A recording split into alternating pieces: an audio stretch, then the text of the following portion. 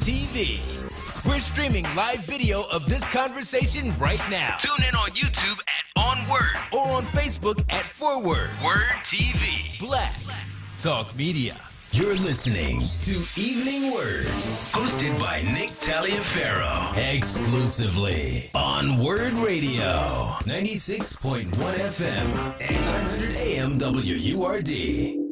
Hey, ladies and gentlemen, at the center of every civilized society, there is a place where the narratives of human existence are archived and curated by careful individuals who make sure that these tomes, these dusty tomes that are kept in large, high-ceilinged rooms, are available for the purveyance of individuals who simply want to enlighten themselves and grow through the partaking of literature. We call that place a library, and today we are grateful to be in the presence of a representative of what I consider to be one of the finest library systems in the nation, and that is the Philadelphia Free Library. Please make welcome my very special guest today, who is the Deputy Director for Enrichment and Civic Engagement, Mr. Andrew Nurkin. Andrew, it's good to have you with us, man, and welcome to WURD. Thanks so much, Nick. I'm really happy to be here. It's good to celebrate Poetry Month and to take a look at the work of artists who use as their medium not paint, not stone, but words. As a person who is a poet yourself, what makes for a poet? What I mean, some people say you can't teach a poet; they have to be born that way. So, what makes for the soul and the heart of a person who is a poet? Oh, I think anybody can be a poet.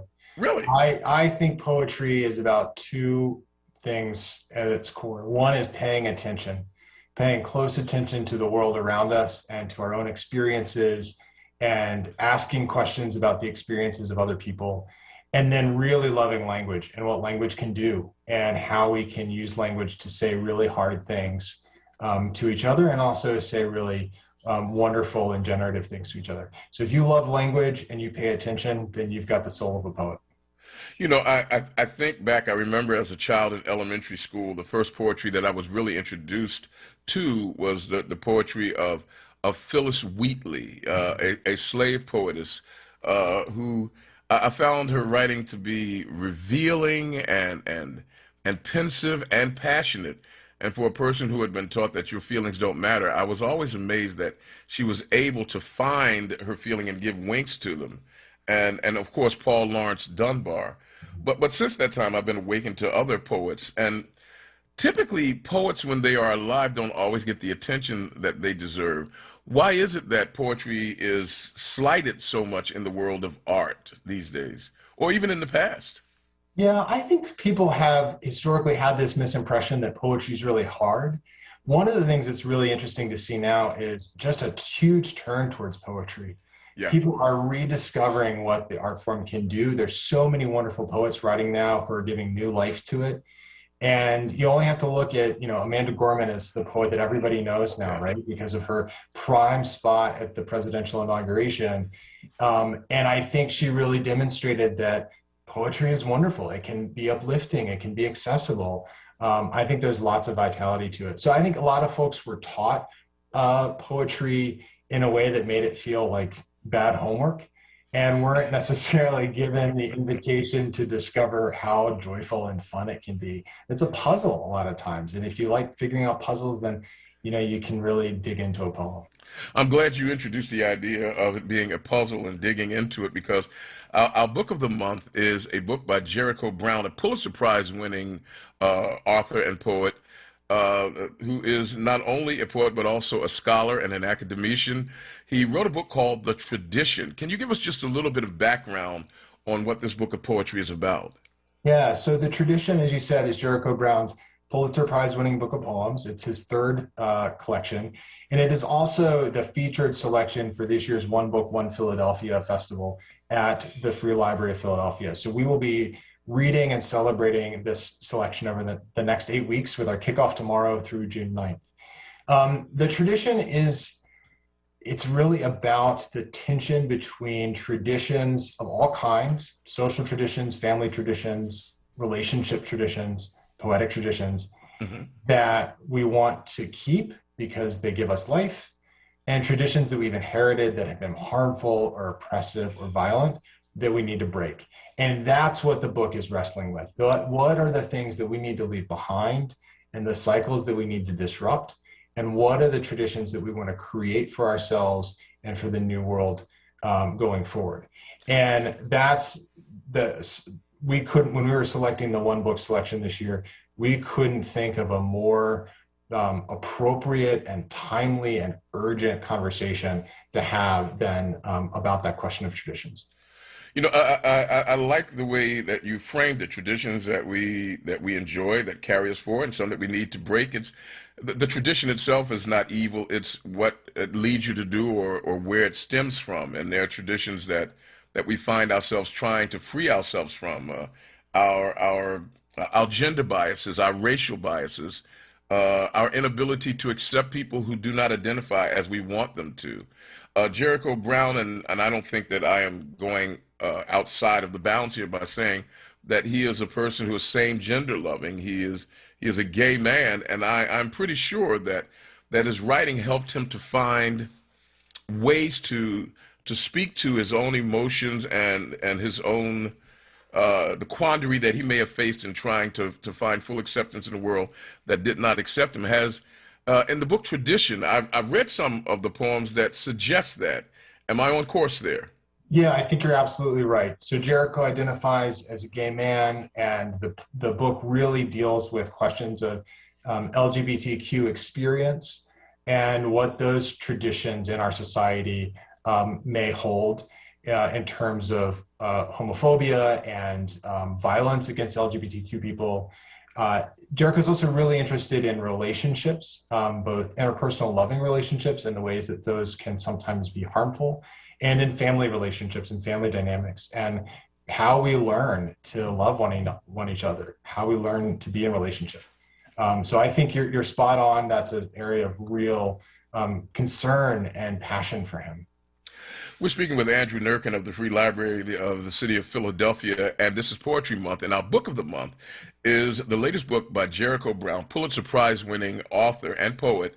Jericho Brown has written a book called The Tradition, and Andrew so aptly framed it for us.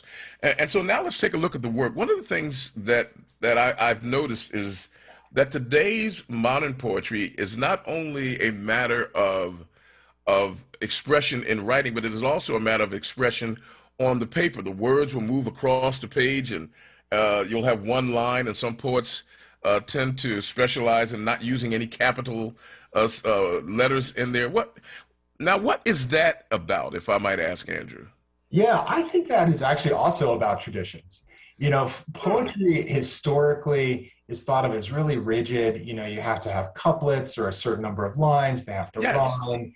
And, you know, about, 100 years ago, the modernist poets and a lot of folks specifically in this country through the Harlem Renaissance really started to say, hey, that doesn't work for us. We got to figure out a different way to talk about our experience. Our experience doesn't fit that mold. And they started pushing, what can you do in one line or two lines? What do you do if you want to turn the page around on its head, so you have to read it in a different way? And I think it's all about pushing what the art can do. What can you say? So, I think that has been now it's, a century in, so it's in itself a tradition.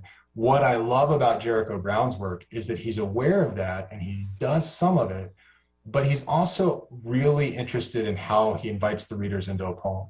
So he wants you to read the poem. He wants you to care about it. He doesn't want you to be turned off by finding it hard or difficult. He wants to challenge you with the ideas and the feelings, but not necessarily with the way it's structured, the way it looks on a page. I am not always the most dramatic of readers, but I am hoping that you will be able to channel the spirit of Jericho Brown, because, it doesn't make a lot of sense for us to talk about his work without sharing that work itself. And I'm wondering if you would be willing to first share with us some of his writing and then give us a sort of master's class in what makes the work that you are sharing with us poetry first, and then the genius behind the construction of the work. What would you like to lift before us now from Jericho Brown's book, The Tradition? Sure, and I'll just say I'm no stand-in for Jericho Brown, so I won't do it justice by reading his words, but I'll give it a go. So one of the things that he's doing that's so interesting in this book is he creates a whole new form, a whole new poetic form. A lot of folks will have heard of the sonnet. This is a form called the duplex, and he's the first to invent it. It's a combination of the sonnet. It's got 14 lines. So, he's going straight at the heart of the poetic tradition. You know poetry, you know the sonnet. But it also weaves in elements of the ghazal, which is an old Persian form that has repeating end words. So he's pulling from Arabic tradition as well. And then also the blues poem, and he's really thinking about what do blues songs, choruses, the refrain over and over again have to teach us. So he's got 5 poems in this book, all with the title Duplex, and they all kind of link together. And I think that's really where you see his best stuff at work. Before you go, I want you to know something, Andrew, and I'm not shining you on here. You just taught me, because I didn't know that poetry today had form. I didn't know there was actual identifiable structure. And so I'm really looking forward now to now that you said that, I see this with new eyes. Let's hear what you have to share from Jericho's work. Sure. So I'll read the first duplex poem in the book. It's on page 18, if anybody who's listening has their book with them. And just as I'm reading, listen to how he's using repetition. He's repeating words and phrases, but giving them new meaning each time. And, just a warning, like a lot of his work, this does deal with some tough and challenging themes, and specifically interpersonal violence. And I think that's something folks should know, and also be excited to hear what he has to teach. Okay. So this is called Duplex.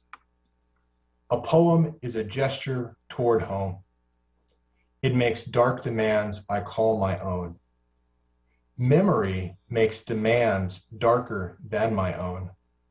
My last love drove a burgundy car. My first love drove a burgundy car. He was fast and awful, tall as my father. Steadfast and awful, my tall father. Hit hard as a hailstorm. He'd leave marks. Light rain hits easy, but leaves its own mark, like the sound of a mother weeping again. Like the sound of my mother weeping again. No sound beating ends where it began. None of the beaten end up how we began. A poem is a gesture toward home. Now, I want you to know something. When I received the book, The Tradition, I read that poem. And this is true confession time. Where's the priest? Because I'm going to need absolution here. I read the poem and I said, this doesn't make any sense. But after you shared with me what to look for, like the repetition and even there was some internal rhyme there, and what the structure might be. Suddenly I looked at it and I said, oh man, that has pathos and passion, and it's brilliant. So I'm beginning to think that readers have to be equipped with a sort of Rosetta Stone, as it were, so that when they approach the poetic work, they know how to read it and not simply read it like it's the newspaper.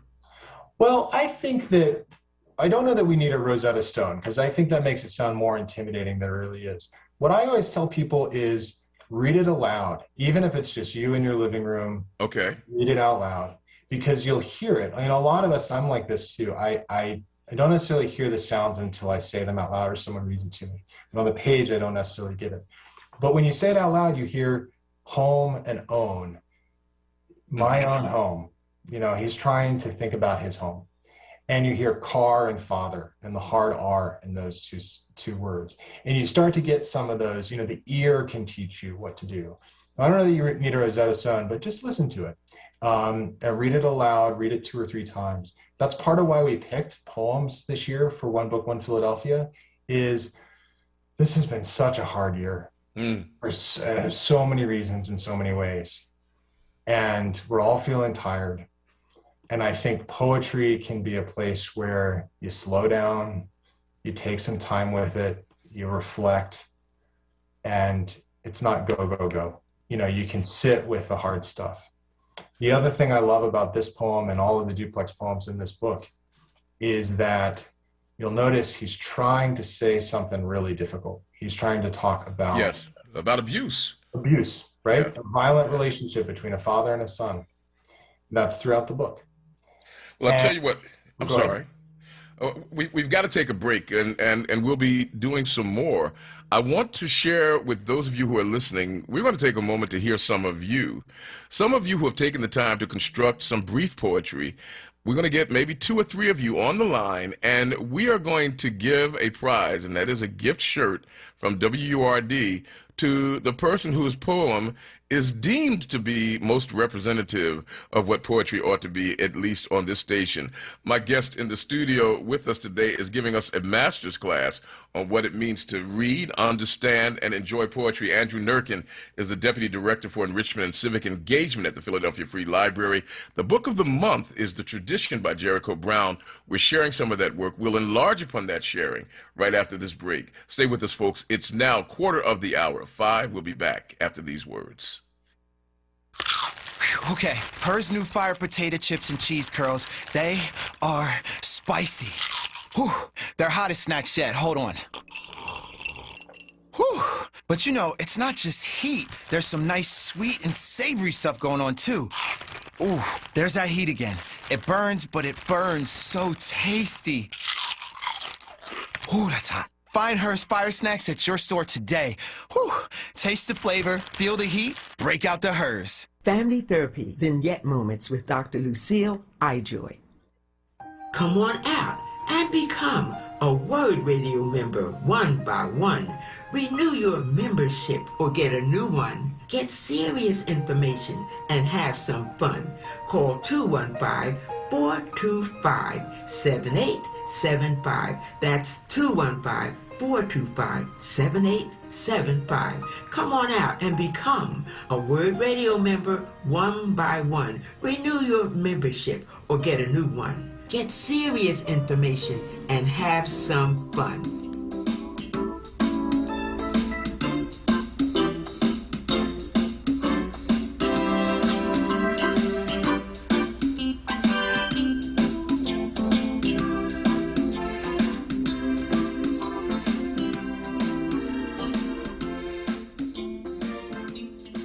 WURD TV.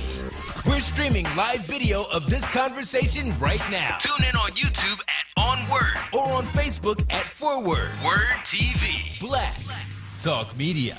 You're listening to Evening Words, hosted by Nick Taliaferro, exclusively on WURD Radio, 96.1 FM and 900 AM WURD. Back with you, ladies and gentlemen. We're having a great time, and you can join in that great time momentarily. Andrew Nurkin is our guest. He is the Deputy Director for Enrichment and Civic Engagement at the Free Library, and we are celebrating the work of Jericho Brown, who is an academician. He is a professor, as well as a Pulitzer Prize-winning poet. His book, The Tradition, is the book of the month from the library. We are celebrating that book with them, and we've shared it with you as well. And Andrew's been sharing some of the work, talking about and teaching us a little bit about what makes for poetry today. You know, because he's our central author, we want to ask if you would share another of his poems. Would it be also in the duplex mode? That Yeah, let's do another duplex. Okay, and then I'll share one from my poet of the month, a woman by the name of Nayyirah Waheed, and I find her work to be stunning. It's very spare, very sparse, but I'm hoping that people will enjoy it as much. I have to bring my thespian voice to this thing and see if I can become at least semi the equal of one Andrew Nurkin. But what's the next poem from Jeremiah Brown? You know, actually, Jericho Brown, really. I changed my mind. You know what I think we should do is let's read a poem called Crossing. Okay. And it's on page 62 of the book. Again, if anybody listening has a copy of The Tradition with them, it's a little shorter. Okay. All right, so this is called Crossing. The water is one thing, and one thing for miles. The water is one thing, making this bridge built over the water another. Walk it early.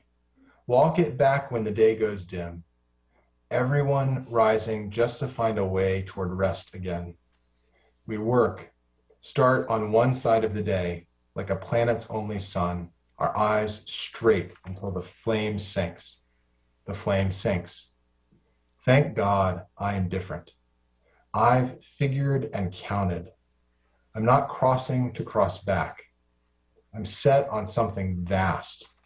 It reaches long as the sea. I'm more than a conqueror, bigger than bravery. I don't march. I'm the one who leaps. Now, parse that for me. I mean, anatomize that for me. I got the repetition. Being able to see the metaphorical value, that, you know, between the word is one thing, the bridge another. But if you could add a little analysis to that for us. I think, like a lot of Jericho's poems, he's working on two levels at the same time. So there's both a literal level and a metaphorical level. And this one, I think he's thinking a lot about our daily movements, crossing bridges, going to work, whatever that work might be, going into community, whatever community that might be. But I think he's also thinking about the history of bridges, specifically marching on bridges. I read that in this poem too. You know, I think it's hard to read this poem and not hear the history of Selma, not hear the history of the march, and think about what crossing through time looks like. So for me, there's a lot happening in this poem, and he's thinking just about that history and his relationship to it, and also personal crossings. How do you move through a hard thing? How do you jump over an experience into something better? You know, you are allowing me, you are awakening a sense of appreciation for the book that I did not have when I first looked at it. And for that, I am extremely grateful. I had become lost in the world of poetry these days until most recently. Amanda Gorman and the work of Nayyirah Waheed brought me back. I started looking at Audre Lorde and other works like that. Now, initially I said that we would take a half hour. Do you have a little bit more time on the other side of 5? Just a little. Sure. Because what we're going to do, and David's already on the line, we're going to invite at least 3 of you to share your own personal poetry with us. And we'll get your name and your number. Eric, if you'd be so kind as to take the name and the number of all of our poets. And then we'll hear all 3 of the poems, and then we'll decide which one of you will be the poet laureate of Evening Words on this Tuesday. But for right now, I want to share one, if you wouldn't mind, Andrew, from the book Salt, that is composed by Nayyirah Waheed. And now that I've listened to you, I realize I've got to read this all over again and read it with better informed eyes. But this work is called From. That speaks of a woman and her son, and her desire to help her son understand better that his misogynistic approach to women is counter to his actual reality. And here's how it reads. What massacre happens to my son between him living within my skin, drinking my cells, my water, my organs, and his soft psyche turning cruel? Does he not remember he is half woman? As I said before, she's very spare, very terse. But when I read that, I thought to myself, oh my, how many men forget in their hatred or their abuse of women that so much of them is drawn from women that it is an act of perverse self-hatred? What did you get from that, if I might ask? That's a fantastic poem. That's such a great poem, because there's so much good imagery in there. I mean, the relationship between the son and the mother's body, that's really powerful stuff. And then just to end, does he not remember he's half woman? Yeah. You know, that's a really powerful statement. And it speaks straight to the heart of all of our human experience of, you know, we all come from this mixed up thing called gender, and to remember what that means for us and how to be loving and kind as a result, that's really powerful. I mean, in all of her work, it's all terse like that, and it's terse, and typically at the end it hits you like one of those summer storms that blows up suddenly, douses you, and then leaves you, you know, soaking and realizing, wait a minute, something just happened to me here. That is how most of her work goes. Why don't we take a listen to one of our first callers, and we'll get our contest underway. Andrew Nurkin is our guest from the Philadelphia Free Library. We're enjoying some poetry. I almost feel like getting a cup of some beverage that is warm and then snapping my fingers in response to what we hear. But David from South Philadelphia, you are our first poet, man. And we'd like for you to share with us one of your original works, if you'd be so kind. I would love to. I appreciate the opportunity. It's a pleasure to have you, David. Thank you so much. This poem is entitled Unapologetically Black, Beautiful, and Bodacious. Having arrived not a day too soon, destined to save us from our impending doom, brothers and sisters, direct descendants of Cush, traveling the path of God's grace, lighting the burning bush. Unapologetically black, beautiful, and bodacious. Awake, conscious, and aware of our rightful destiny. Seeking truth, love, and compassion, correcting history. Kingdoms of Mali, Songhai, and Ethiopia developed math, science, astronomy. The list goes on and on. The history books that don't acknowledge it are so wrong. Unapologetically black, beautiful, and bodacious. World needs to listen to what they have to say. Know and trust the path will lead us in a righteous way. Sun don't shine on the same pigs behind every day. For demonic actions and deeds, you will have to pay. Unapologetically black, beautiful, and bodacious. Reparations, social, educational, judicial, racial, financial, and are basic and deserved for all human beings in the inner city, not just in the suburbs. Got to put in the work to balance the energy of the universe. In everything we do, we think, we act upon. Put God first. Dare be unapologetically black, beautiful, and bodacious. Thank you. Hey, let's get the snaps going there for you. Hey, let me tell you, David, make sure, Eric, make sure that we get his number so that we can contact him after we have had our judgment. Andrew, I hope you absorbed all of that, because we'll be calling upon you to sit in King Solomon's seat after we get on the other side of the 5 o'clock hour. And we've got a couple of other poets who are coming our way. We're spending some time today on our Book of the Month Club Day, the Black Word Book of the Month Club month, speaking with Andrew Nurkin, who is the Deputy Director for Enrichment and Civic Engagement at the Philadelphia Free Library. He's also a poet. The Book of the Month is The Tradition by Jericho Brown. Dr. Jericho Brown to you. Jericho could not be with us, but we are looking at his work, but also we are learning how to peruse poetry with understanding eyes. David just gave us some of his. We'll take a couple of more after we cross over the 5 o'clock hour. Stay with us. We'll be right back after these few words. I'm Henry Louis Gates Jr. We are people of resilience. No matter what happens, we fight through the pain. We protect our traditions. We uphold our excellence. So let's protect our lives. With vaccines, we can trust. We can do this. To learn more about COVID-19 vaccines, visit cdc.gov/coronavirus. Brought to you by the U.S. Department of Health and Human Services. Join WURD Radio for our 6th annual Jackie Robinson Day live broadcast, Thursday, April 15th from 1 p.m. to 4 p.m., hosted by Charles Ellison and Andrea Lawful Sanders. In celebration of Jackie Robinson, who revolutionized Major League Baseball by breaking racial barriers, this year we're taking a look at how Robinson and other black athletes have played a pivotal role in advocating for social justice. You don't want to miss it. Thursday, April 15th from 1 p.m. to 4 p.m. exclusively on WURD Radio, 96.1 FM and 900 AM WURD. Streaming live on WURDradio.com, the WURD Radio app, or watch live on WURD TV via Facebook and YouTube. WURD Radio's special Jackie Robinson Day celebration is brought to you by Pico, Brown's Family ShopRite, and the Family Business Partners, Hers Snack Food, Amorosos, and Dietz & Watson. Hey folks, WURD members are invited to tune in every second Tuesday of the month with me, Nick, for a chance to win a book bundle of the newest releases from Kensington Publishing's culturally oriented Dafina imprint.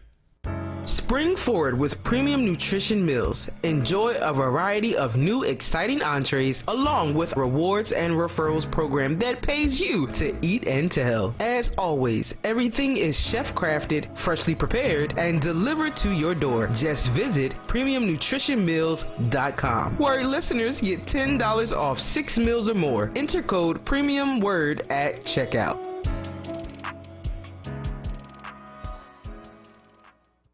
This is WURD Radio, 96.1 FM and 900 AM WURD Philadelphia. Black Talk Media. WURD TV. We're streaming live video of this conversation right now. Tune in on YouTube at onWURD or on Facebook at WURD TV. Black Talk Media. You're listening to Evening Words, hosted by Nick Taliaferro, exclusively on WURD Radio, 96.1 FM and 900 AM WURD. Welcome back to you, ladies and gentlemen. 1 minute after the hour, 5 o'clock in America's favorite city. You're listening strong to WURD 900 AM, 96.1 FM. This is the Andrew Nurkin Show. Hi, I'm his co-host, Nick Taliaferro. Andrew Nurkin is the Deputy Director for Enrichment and Civic Engagement at the Free Library of the City of Philadelphia. Is also a poet, sharing with us from our book of the month, The Tradition by Jericho Brown. It is a book that speaks about the need to review, consider, and at times even break some of the traditions that keep us bound, and sometimes that also will set us free.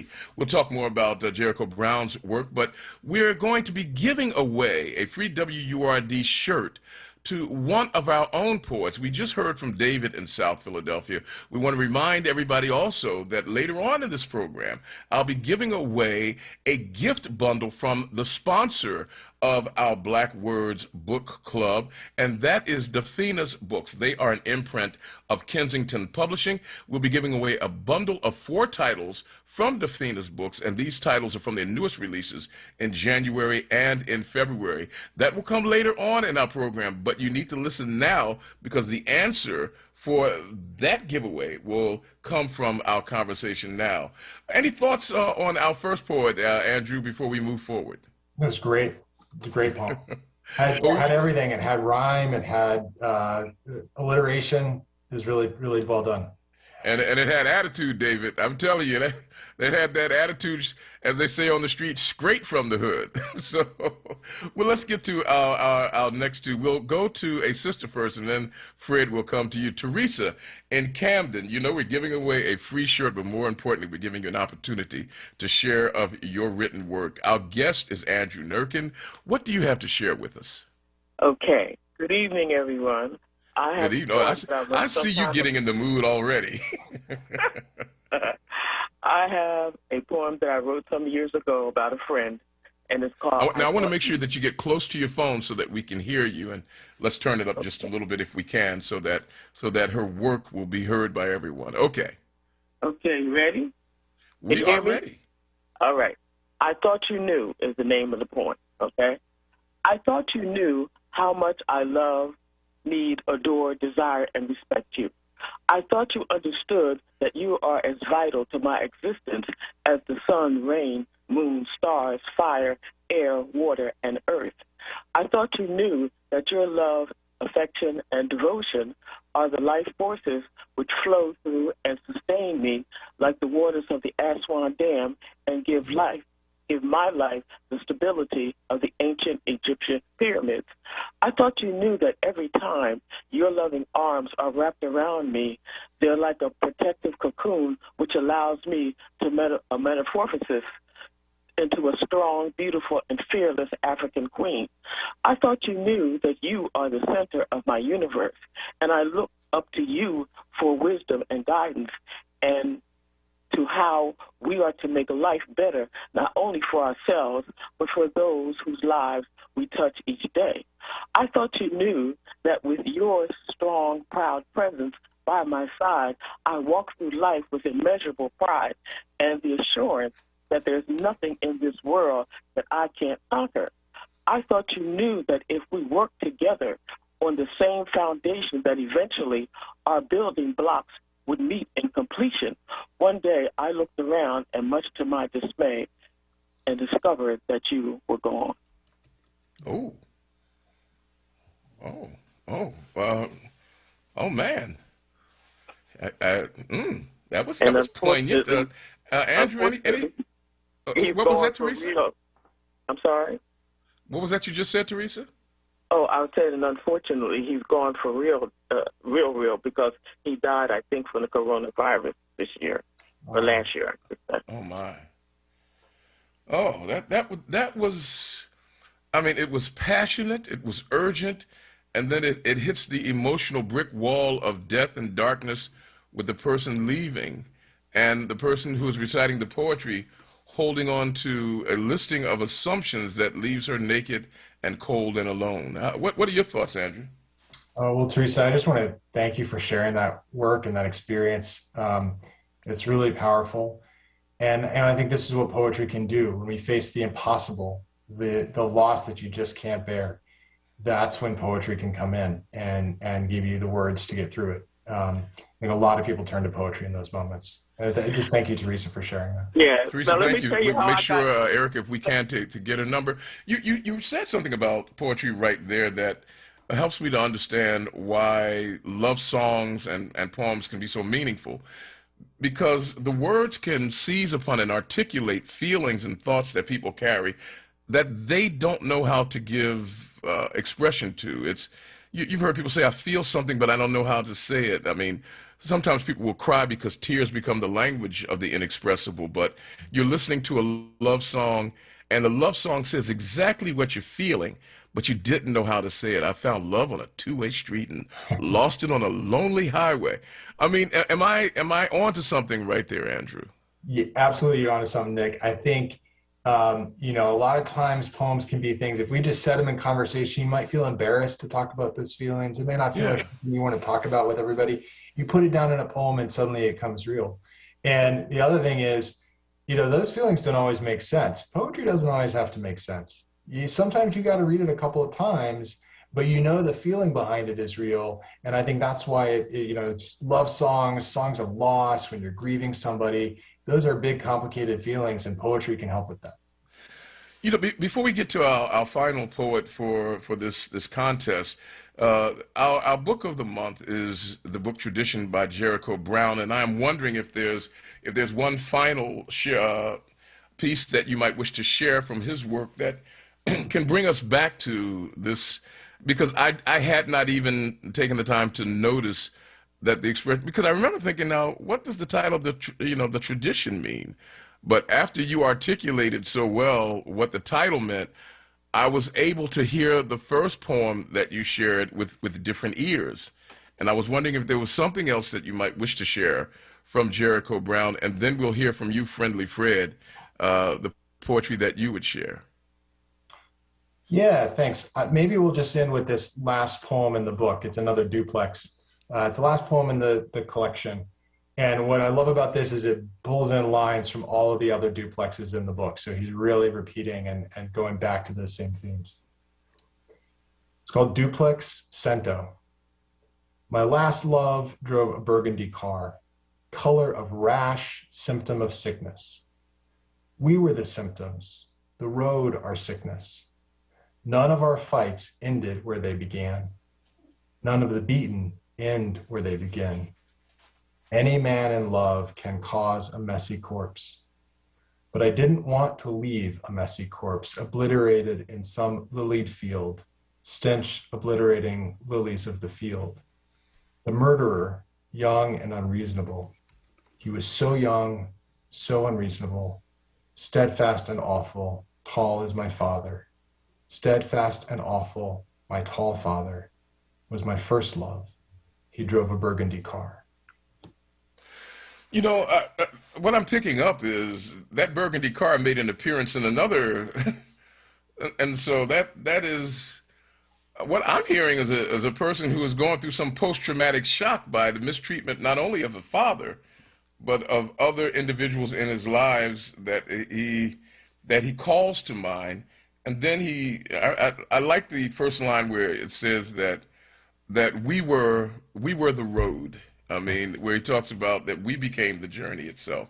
What else should I see in that work that would help to elevate its meaning and its purpose for me? Well, I think you picked up on one thing, which is the burgundy car. If you read the whole collection, you start to get a story. Even though it's poems, it still tells a story. And, you know, that car just does so much work. You know everything. Just by hearing it over and over again, you know what that represents. You know the pain that's associated with that, but also the complicated love that's associated with it. And I think that's the beauty of this collection is you can drop in anywhere and read any poem. They're all pretty short. But when you read it from beginning to end, you get that full story. And you really understand the cycles of violence that Jericho is interested in breaking. I have to tell you, I mean, you have occasioned for me an opportunity to reread a book that I gave a cursory look at in preparing for this program. Now I have to read it with a completely new set of eyes. But now the difficult task comes for you to help us to choose a winner for our three guests. One more poet, Friendly Fred, who is known for sharing poetry that borders on what you would call doggerel. Some people might call it. Friendly Fred, welcome to the program, and thank you for your call. Oh, you're welcome, Nick. How you doing? I'm good, sir. It's good to hear your voice. Guests and to the WURD family and to David. I just want to say we are family. It's all about love, not dominating, but showing love and guidance for everyone else in the family and sharing happiness and togetherness and lovingness, forgiveness and peacefulness. And Mommy just said, take your time, young man. Don't you rush to get old and all the things you ask. You will know someday, but you got to live in a patient way. And things you don't know, someday you will grow. And she told me little things like saying hello and thank you, please. And all I want from you is understanding, just to communicate. It's as easy as 1, 2, 3, ABC. The glorious freedom of the children of God, which are the family of God. Stay young at heart, God's design for the family and God's plan for the family. Thank you. Well, Fred, I appreciate your calling in, and I know you enjoyed yourself, but you borrowed from at least 3 songs that I knew. So, I mean, at least 3 songs that I knew. You know, Mama used to say, take your time, young man. That was Junior who sang that song and a couple of other songs. So we appreciate that, but we can't give an award if it's not your original work. So, you know, I think that I can make this easy for us, Andrew. I mean, I just don't, you know, Solomon was charged with the task as to who to give a child to, and his Solomonic wisdom led him to say, cut the baby in half and give half to each mother. And the true mother said, no, give the other woman the baby. And Solomon said, that's the mother. And he gave the baby to its true mother. I think we can show some wisdom here by saying, why don't we make 2 winners instead of just one and give them both shirts? That's the right call. I think we can get 2 shirts. They're both great. They were both great. And look, what I appreciate is the fact that you, in giving us this brief class in poetry, that you've helped us to put on new glasses so that when we read the written work of individuals, we can stand back and kind of not superimpose on it, but at least understand where there might be meter, where there might be rhyme. You gave 3 different types of meter when you talked about Jeremiah's work.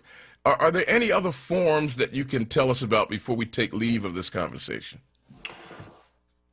I think, you know, when reading Jericho's work, it's not necessarily important to know exactly what form he's working in. It's there if you want to find it. It's there if you want to listen to it.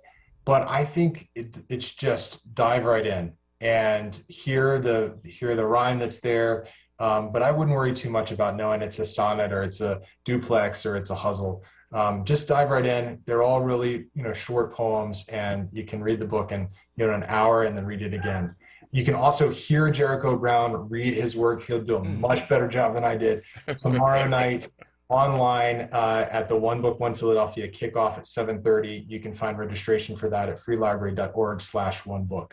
If you'd give the people that information again, if they want to hear Jericho Brown reading from his own work, once again for that website? freelibrary.org/onebook.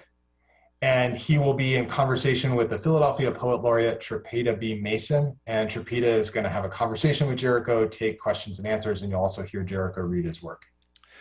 We close, ladies and gentlemen, with the writings of a very well-known poet who is also emerging, named Rupi Kaur. It's called As a Father Who Raised a Daughter. I love this work. It's called To Fathers with the Daughters. And Rupi writes, every time you tell your daughter, you yell at her out of love. You teach her to confuse anger with kindness, which seems like a good idea till she grows up to trust men who hurt her because they look so much like you. Hey, that's the way it ends today. Our guest has been from the Free Library of the City of Philadelphia. Andrew Nurkin is the Deputy Director for Enrichment and Civic Engagement. And we're celebrating Poetry Month with the use of the book, The Tradition, by Pulitzer Prize-winning author Jericho Brown, who will be sharing at the Free Library tomorrow.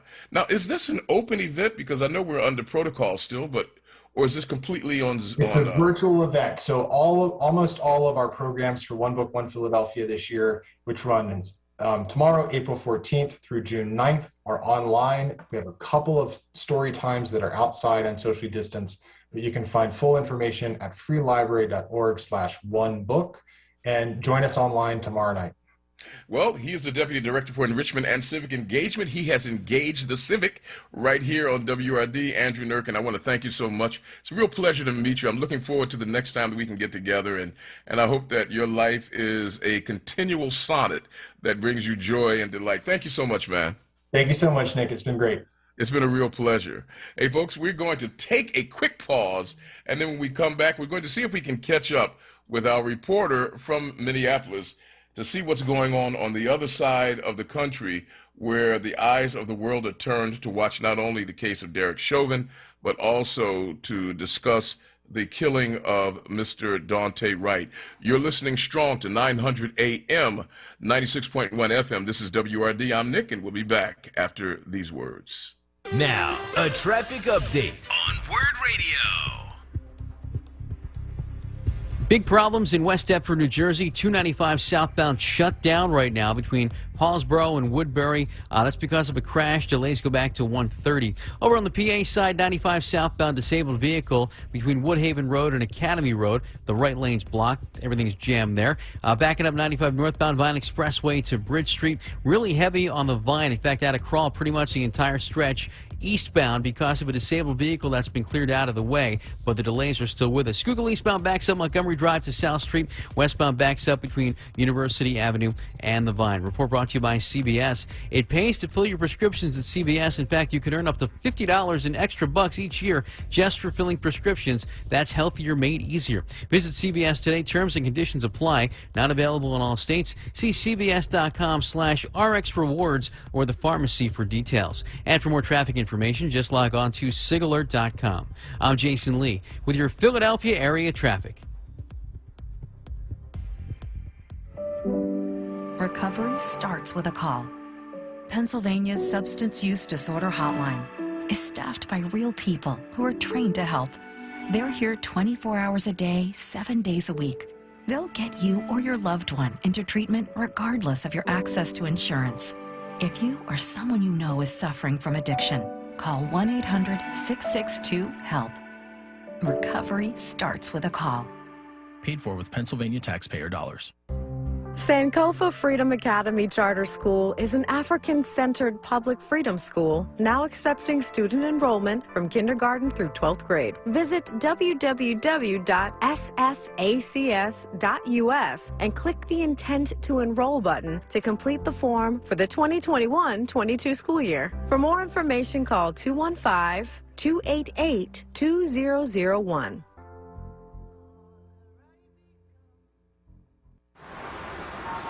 You probably heard it before, but one of the best ways to stay safe from COVID is by avoiding crowds. That's better.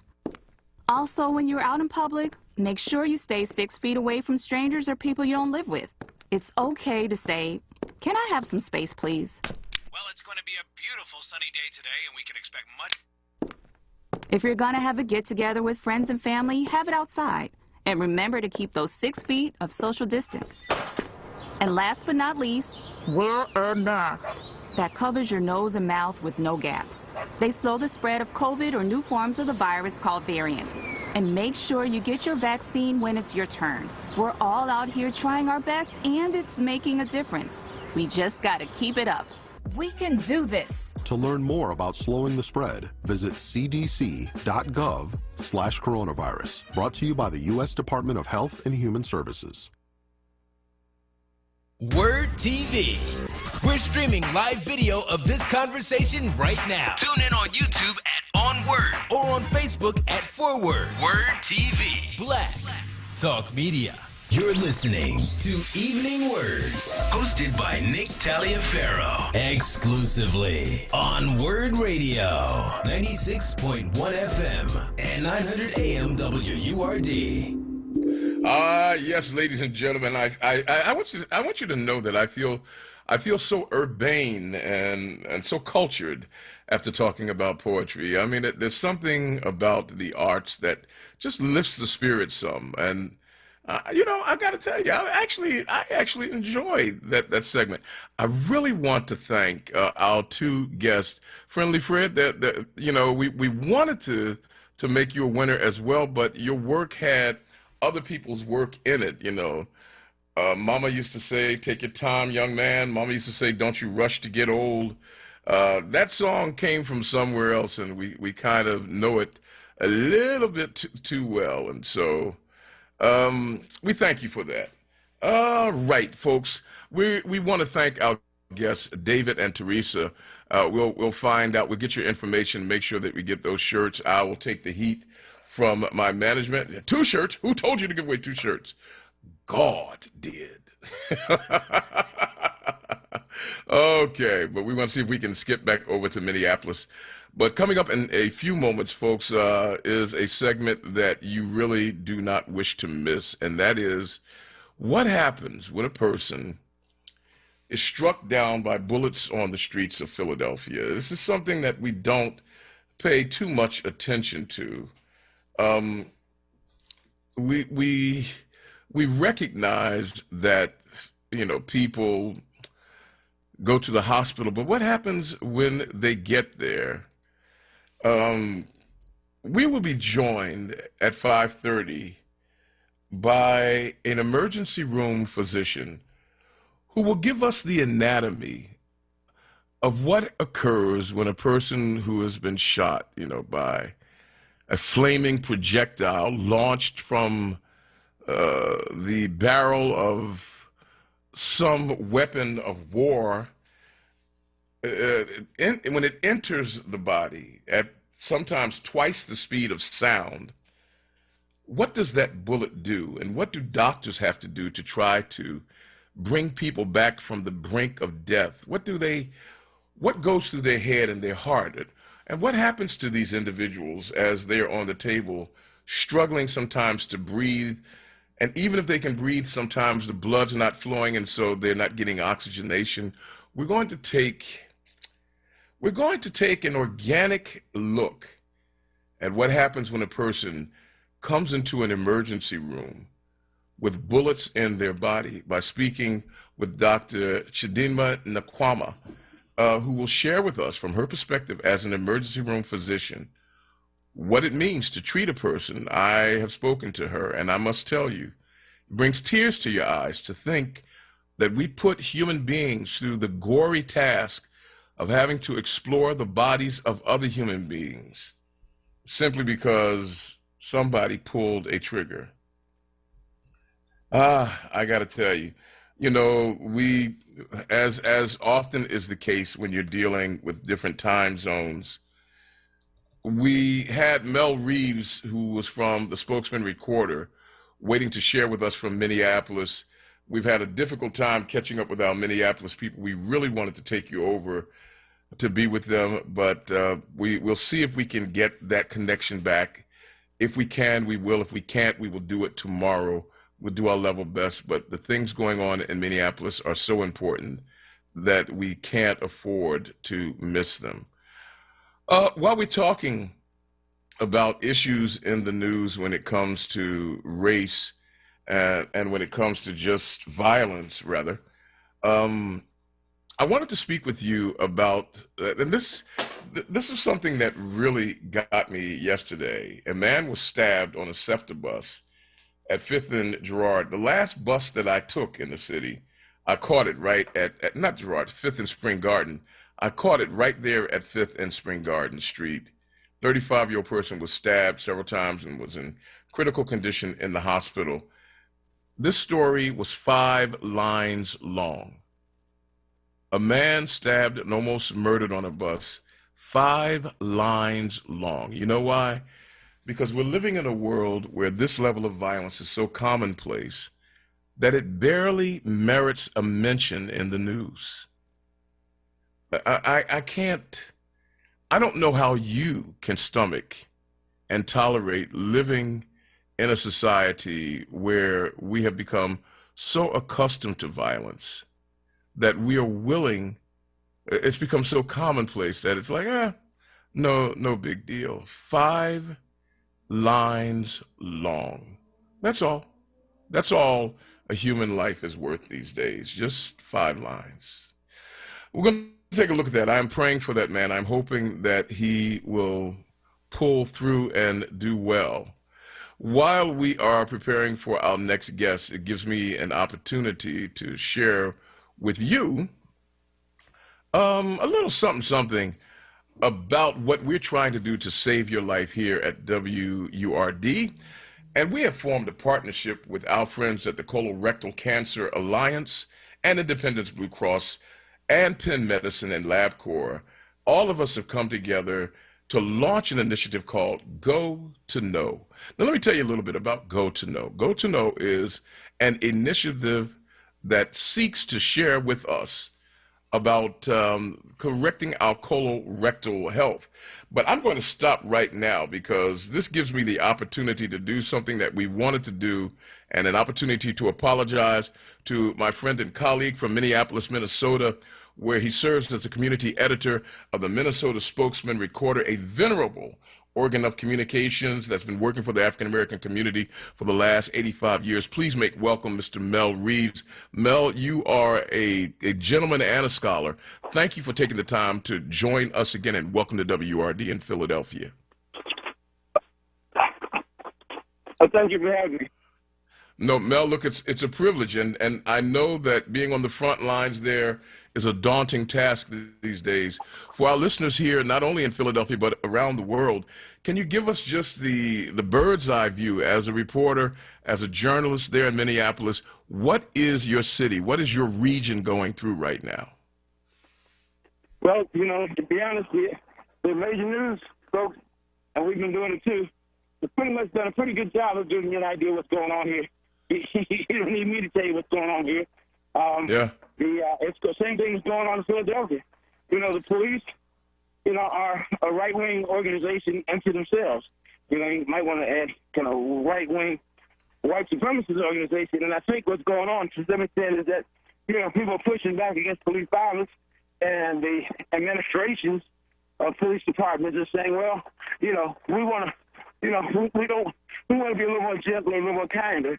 They don't, you know, they don't want to stop carrying out the real purposes of the police, the system of policing, but they do want to put a kinder, gentler face on it. And so the cops on the street are pushing back against it. They're doing what the hell they want to do, and you really see that here.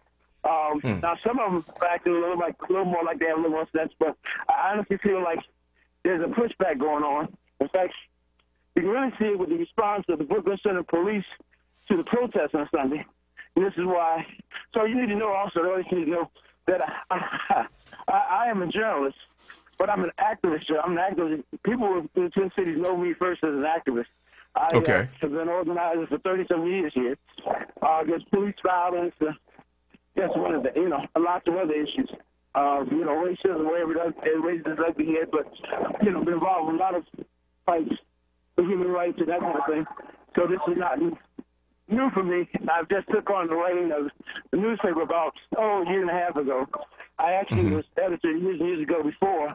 So, yeah, so I'm known as a writer and activist. Anyway, what's going on some level is that the police in Brooklyn Center, and you saw it in Minneapolis too at some level, I feel like provoking the young people. It's like, you know, it's kind of like they're saying, what are you going to do?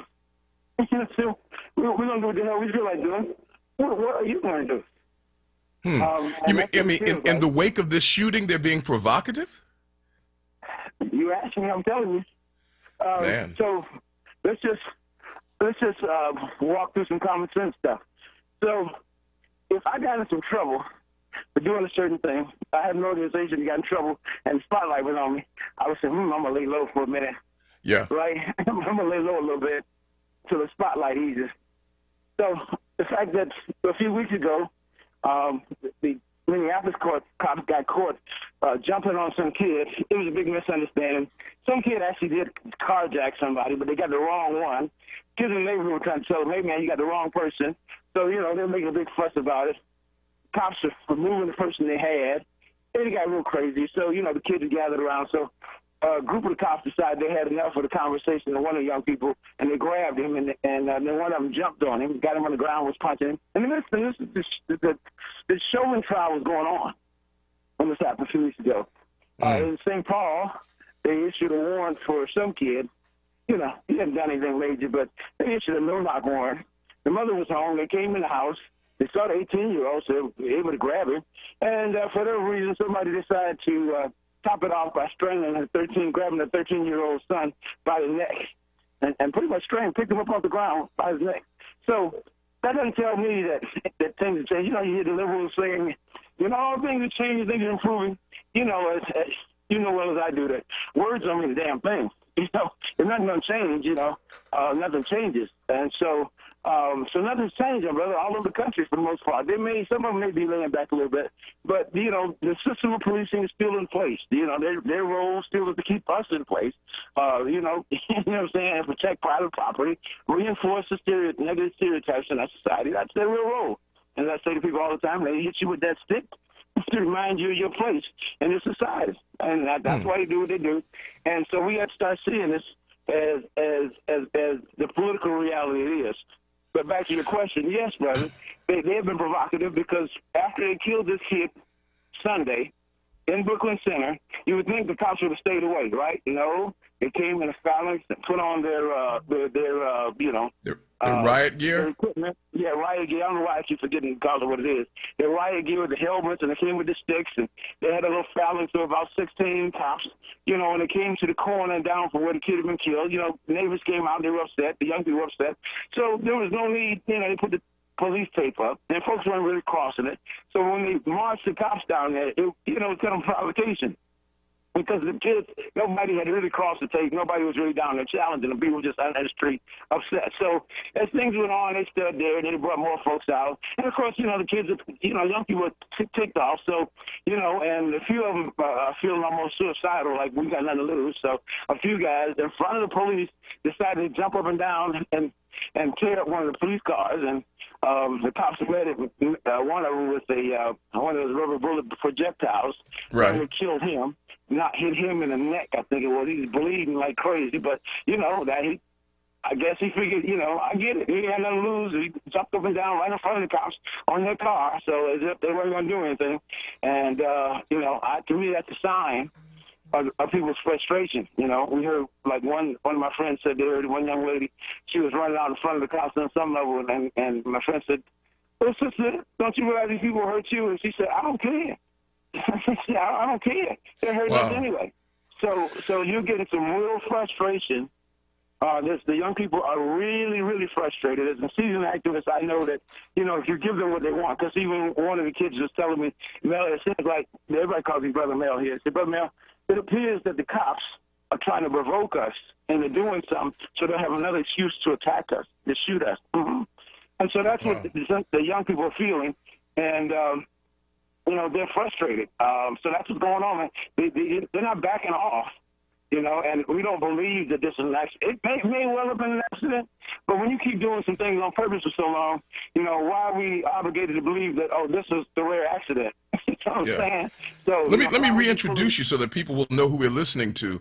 Mel Reeves is the community editor of the Minnesota Spokesman Recorder in Minneapolis, Minnesota, and he's sharing with us firsthand information and reporting on what's going on in Minneapolis. Mel, I got just a couple of minutes, and I wanted to ask you a question. Most people have never even heard of Brooklyn Center.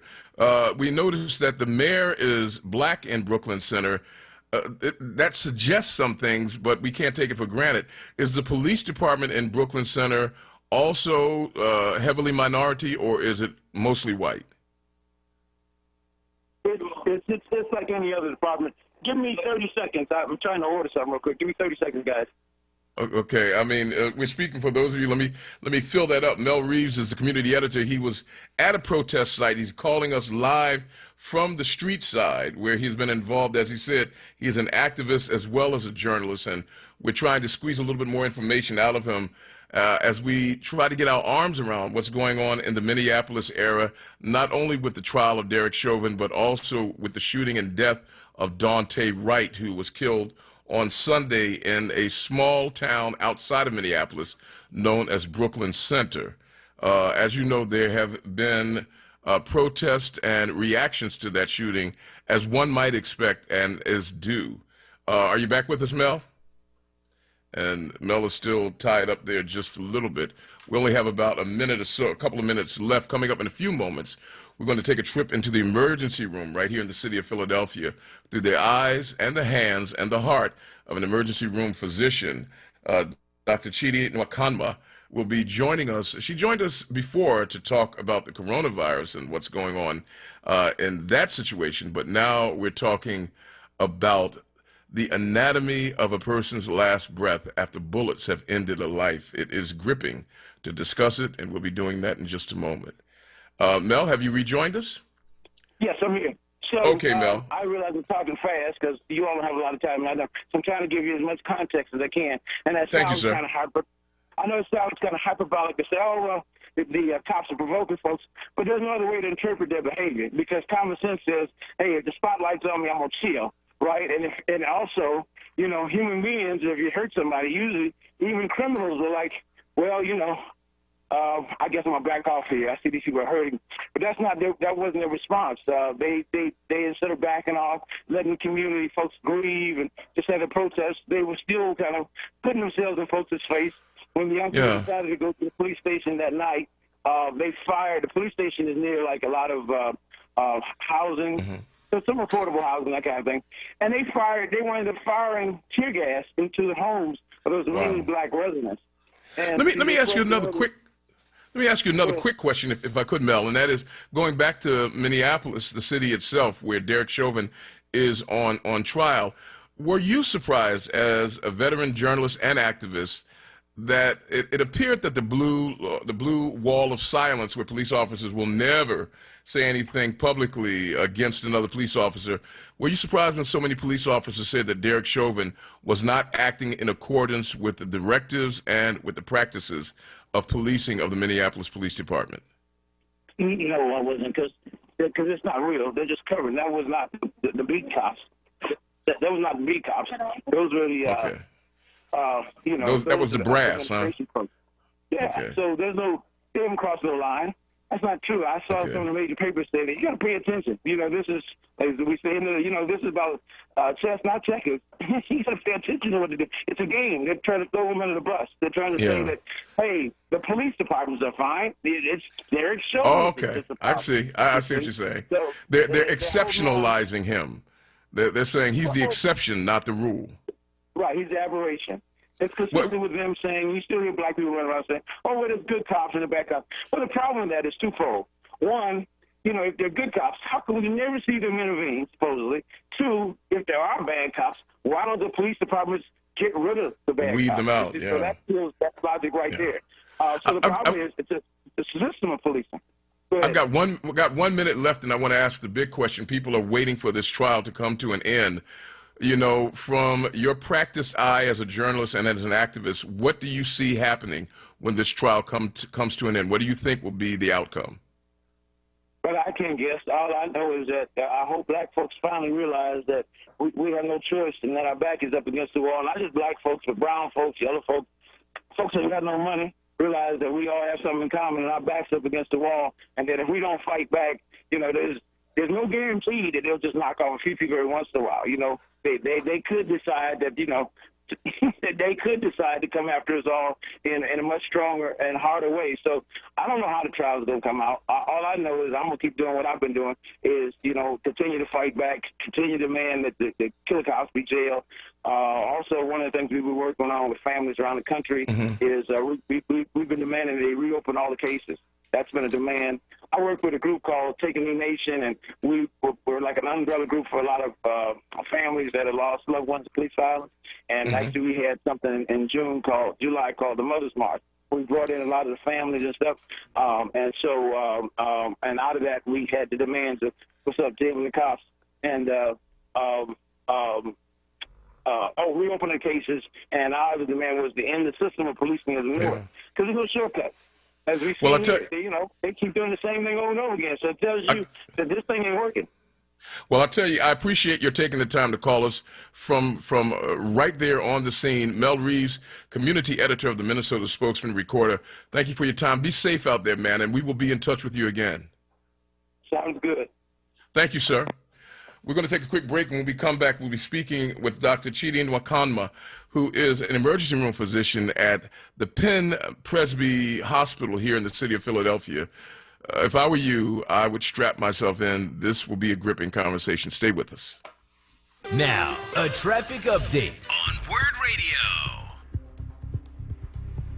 Couple of problems in Jersey. 295 southbound still shut down between Paulsboro and Woodbury because of an accident. Delays now go back to 1:30. Meanwhile, an accident 42 southbound at Creek Road. The center lane is blocked there. 95 southbound has a disabled vehicle in Ben Salem between Woodhaven Road and Academy Road. The right lane is blocked. Crash on the PA Turnpike eastbound side just east of Downingtown. The left lane is blocked there. Schuylkill Expressway still has construction for sinkhole repair at 202. Only the shoulder is getting by. We've got delays going all the way back to the Blue Route, and more delays on 76 eastbound Conchie Curve to Belmont Avenue. Report brought to you by Indeed.com. With Indeed, you don't need a storm to catch lightning in a bottle. Find great people fast with hiring tools like Instant Match, which searches millions of resumes in Indeed's database to deliver people whose resumes fit your job description.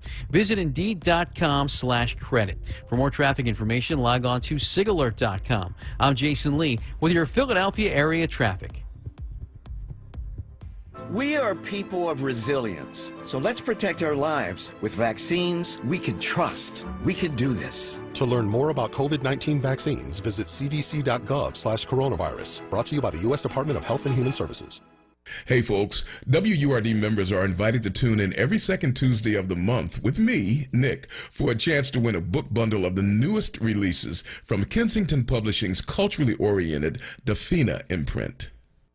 Hey WURD family, have you heard of the new Go to Know campaign? If not, here is the deal. WURD Radio has partnered with the Colorectal Cancer Alliance, Penn Medicine, LabCorp, and the Independence Blue Cross Foundation to present the Go to Know Fit Kit Screening Campaign. The Go to Know campaign is an at-home screening test for colon cancer. Yup, you heard me right. You can take your own stool sample and mail it back for testing. Did you know colon cancer, if caught early, is 100% preventable? African Americans are 20% more likely to get colon cancer and about 40% more likely to die from it than most other groups. Plus, it is recommended you get screened if you are 45 years of age or older. So for the next 6 months, you can go to wordradio.com and click on the Go to Know banner for your free at-home screening test. It's that simple. Again, just go to wordradio.com, click on the Go to Know banner, and request your free at-home screening test. That's it. Go to Know today. Want the latest in WURD swag? Check out the shop tab on wordradio.com. Hoodies, tees, and more in a variety of colors. The shop tab on wordradio.com. Show the world that you're all about black. Talk Media. WURD TV. We're streaming live video of this conversation right now. Tune in on YouTube at onWURD or on Facebook at ForWord. WURD TV. Black. Talk Media. You're listening to Evening Words, hosted by Nick Taliaferro, exclusively on WURD Radio, 96.1 FM and 900 AM WURD.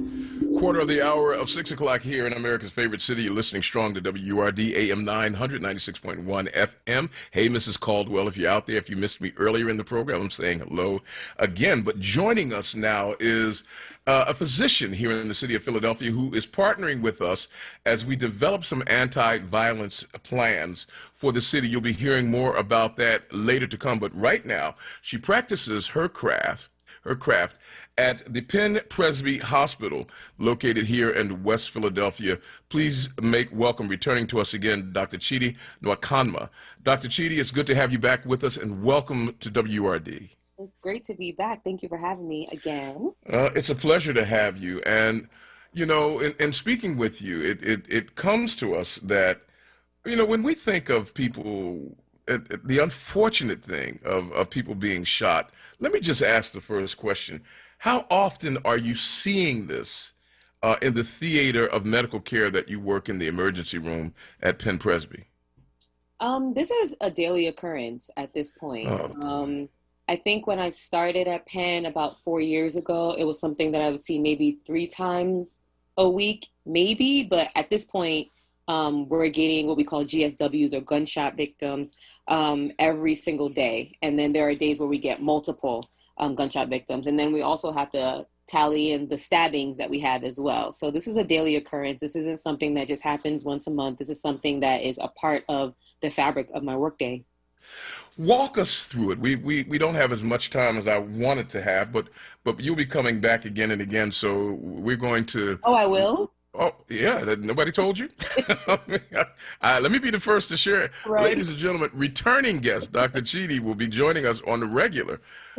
But walk us through, I mean, I can't imagine what it's like. A person gets shot. You are in the emergency room. Mm-hmm. How do you find out about it, and what do you do to prepare for a person who has been shot or maybe even stabbed? Yeah.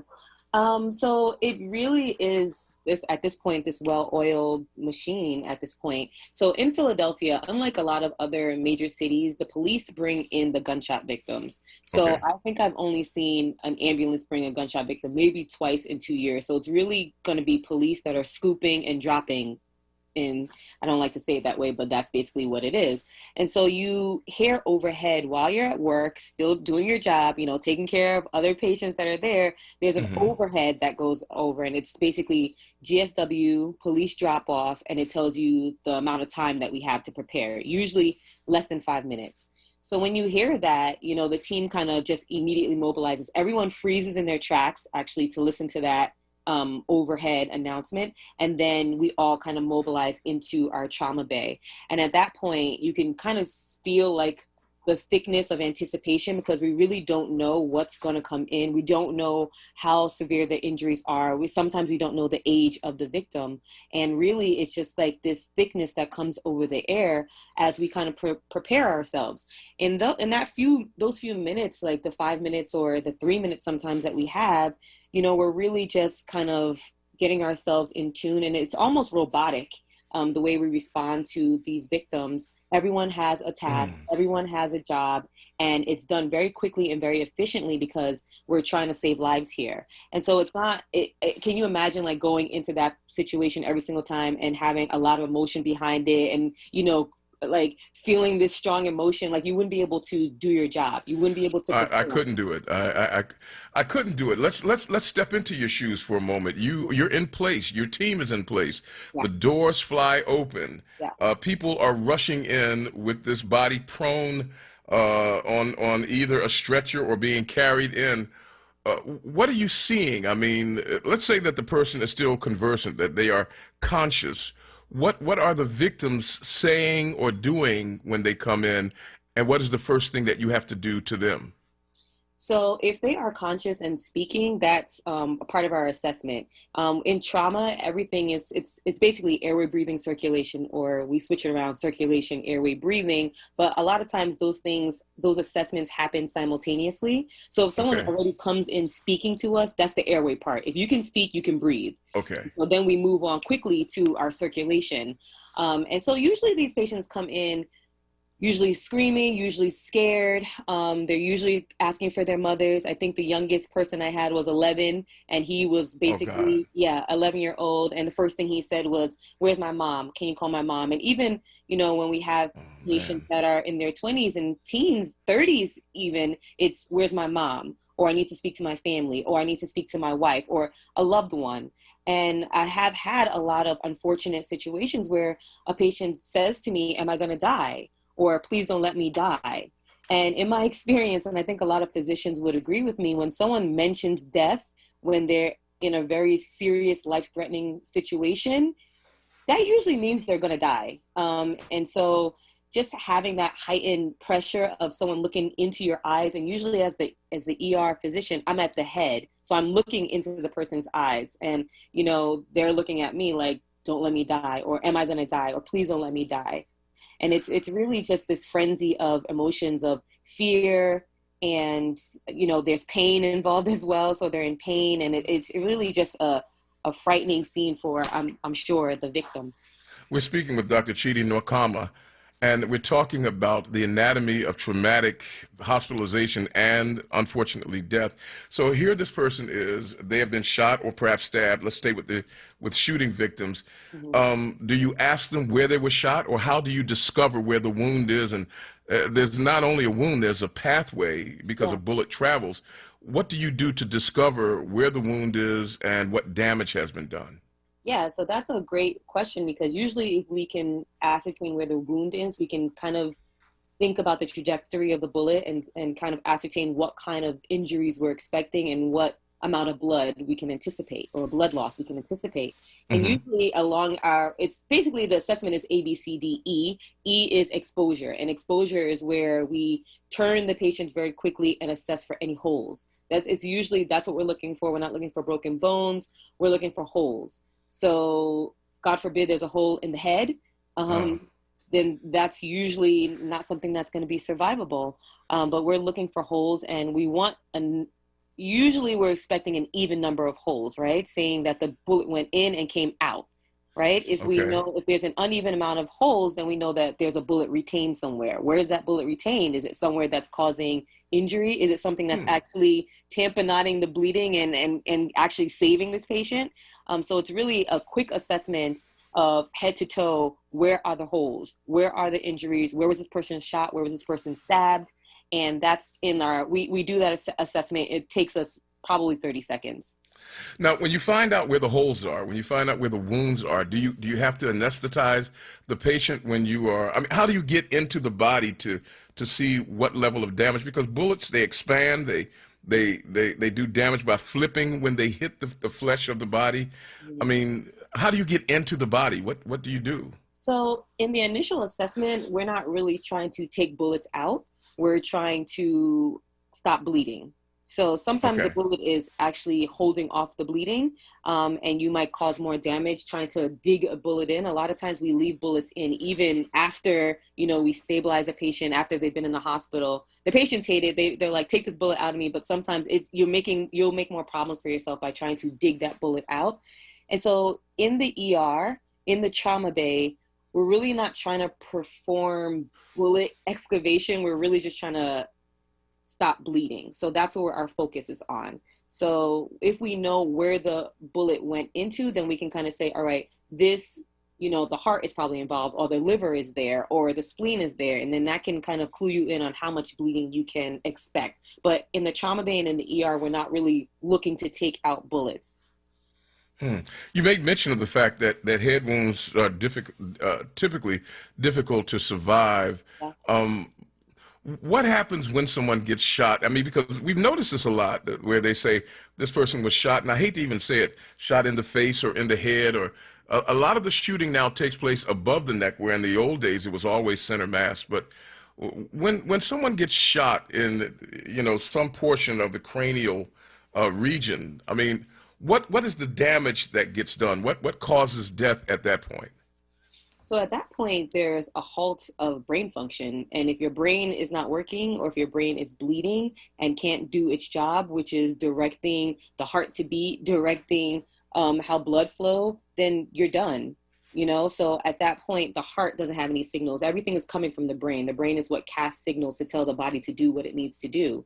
And if your brain is injured to the point where it can't be repaired, then, you know, everything else cycles down after that. So you could, sometimes patients come in with point blank, center of the forehead shots, and they're not doing anything. They're not saying anything.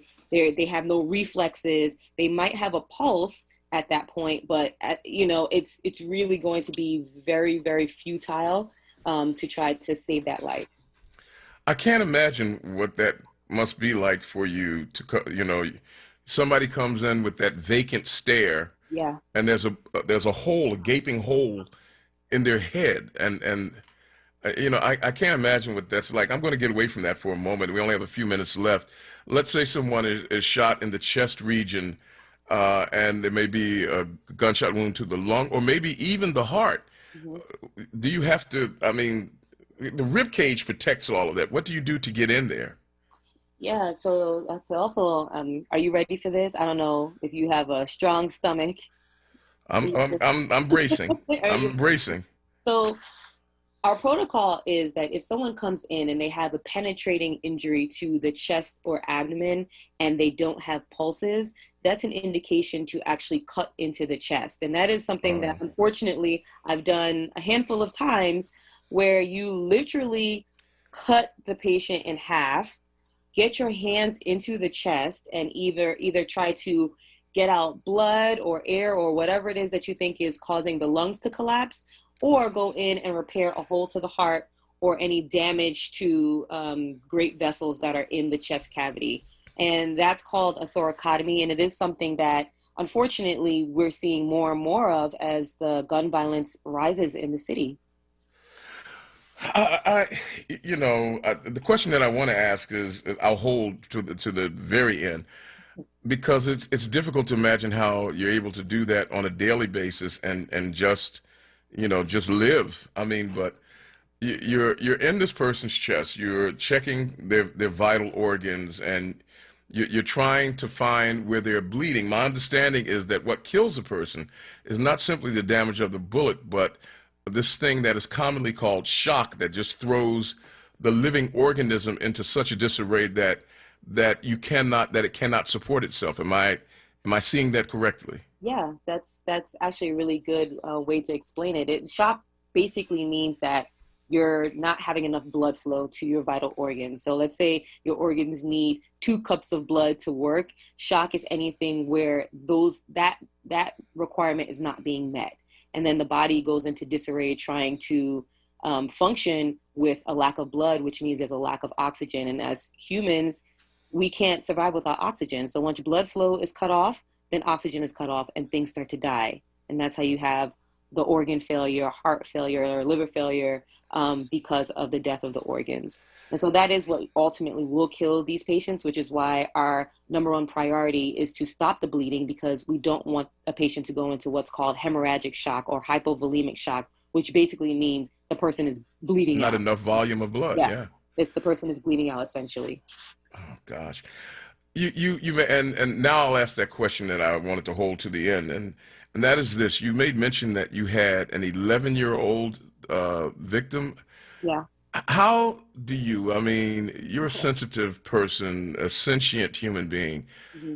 How do you close the eyes of a kid, a teenager, an 11-year-old, not being able to pull them back after they have been ravaged by a bullet? How do you do that and then, you know, be able to just move beyond it? Because I'm having a hard time just thinking about it. Yeah, I was actually thinking about that, especially as, you know, a lot of these traumatic scenes we're seeing played out on media, and the average person is looking at like dead bodies or trauma in real life. And the fact that I see that on a daily basis and more than 1 or 2 times a day, I was actually wondering where all that trauma, where am I packaging all of that? Because I still feel like I'm a functioning person. And like I was saying beforehand, when I'm in the trauma bay, when I'm in the ER, I do turn into somewhat of a robot, because I need to do that in order to do my job and to save that person's life. And at the end of the day, once I'm done with trying to save that person's life, whether it goes well or bad, I still have 30 patients still waiting for me outside, you know, and I can't miss that person who's having a stroke. I can't miss that person who's having a heart attack because I'm crying in the hallway because of this trauma that I just experienced. So a lot of times I would package it away until maybe my drive home. And when I realized that it was a problem was when I stopped even unpacking on my drive home, when it just became something very mundane and routine to me. Seeing Black dead bodies became a part of my everyday existence, and it no longer was there was no shock value to it. And that's how I knew that, okay, something's got to give here, because that's not the type of person I want to be. That's not the type of provider that I want to become. Well, ladies and gentlemen, you've got just a thumbnail sketch, and you'll be hearing from Dr. Chidi in the days to come. She is an emergency room physician at Penn Presby, and as an emergency room physician, we are working together to develop some anti-violence programs. You'll be hearing more from her as we go forward, but for the time being, we draw a line in the sand on this very gripping narrative as to what happens when a person enters those emergency room doors after they've been shot on the streets of Philadelphia. Dr. Chidi, it's always a pleasure. We're looking forward to the next time, and it won't be as long coming up, so stay close by. All right. Hey, I appreciate it. All my best to the family, okay? Thank you. Thank you for having me. Oh, it's a pleasure. Dr. Chidi Nwakhanma, she is an emergency room physician at Penn Medicine. If you ever happen to go and see a strikingly lovely young lady, that's Dr. Chidi, and she'll take real good care of you. We'll take a quick break. It's 6 o'clock. Coming up, we'll be joined by a thespian of the first order. Bashir Sylvain joins us here. He'll be talking to us, of course, about his craft, but also he'll be talking about how you can save your life. Stay with us, folks. We'll be right back after these words. Okay, Her's new fire potato chips and cheese curls, they are spicy. Whew, they're hottest snacks yet. Hold on. Whew. But you know, it's not just heat. There's some nice sweet and savory stuff going on too. Ooh, there's that heat again. It burns, but it burns so tasty. Ooh, that's hot. Find Her's Fire Snacks at your store today. Whew. Taste the flavor, feel the heat, break out the Her's. Livelihood. WURD Radio's new initiative, connecting Black Philadelphians with jobs, entrepreneurship resources, small business development information, and financial literacy tools. Learn more at wordworks.com. That's WURD, WORKS.com. And stay tuned to WURD Radio, 96.1 FM and 900 AM WURD. Attention WURD audience, do you know that you can get help with your PICO energy bill? PICO is here to help you with financial help through various assistance programs, including the PICO CAP program, which provides a monthly credit for eligible low-income customers based on the customer's total household gross income and energy usage. If you are experiencing financial hardship, you may qualify for the PICO CAP program. And PICO Cares is the customer assistance and referral evaluation service designed to assist special needs, low-income customers who have a temporary personal or financial hardship that prevents the payment of your PICO energy bill. If you have a special needs child or adult in your care, your household may qualify for the CARES program. Call 1-800-774-7040 today to see if you qualify due to an existing situation or a change in circumstances within your household. Call 1-800-774-7040 today for more information on the PICO CAP or PICO CARES program. PICO, powering our communities.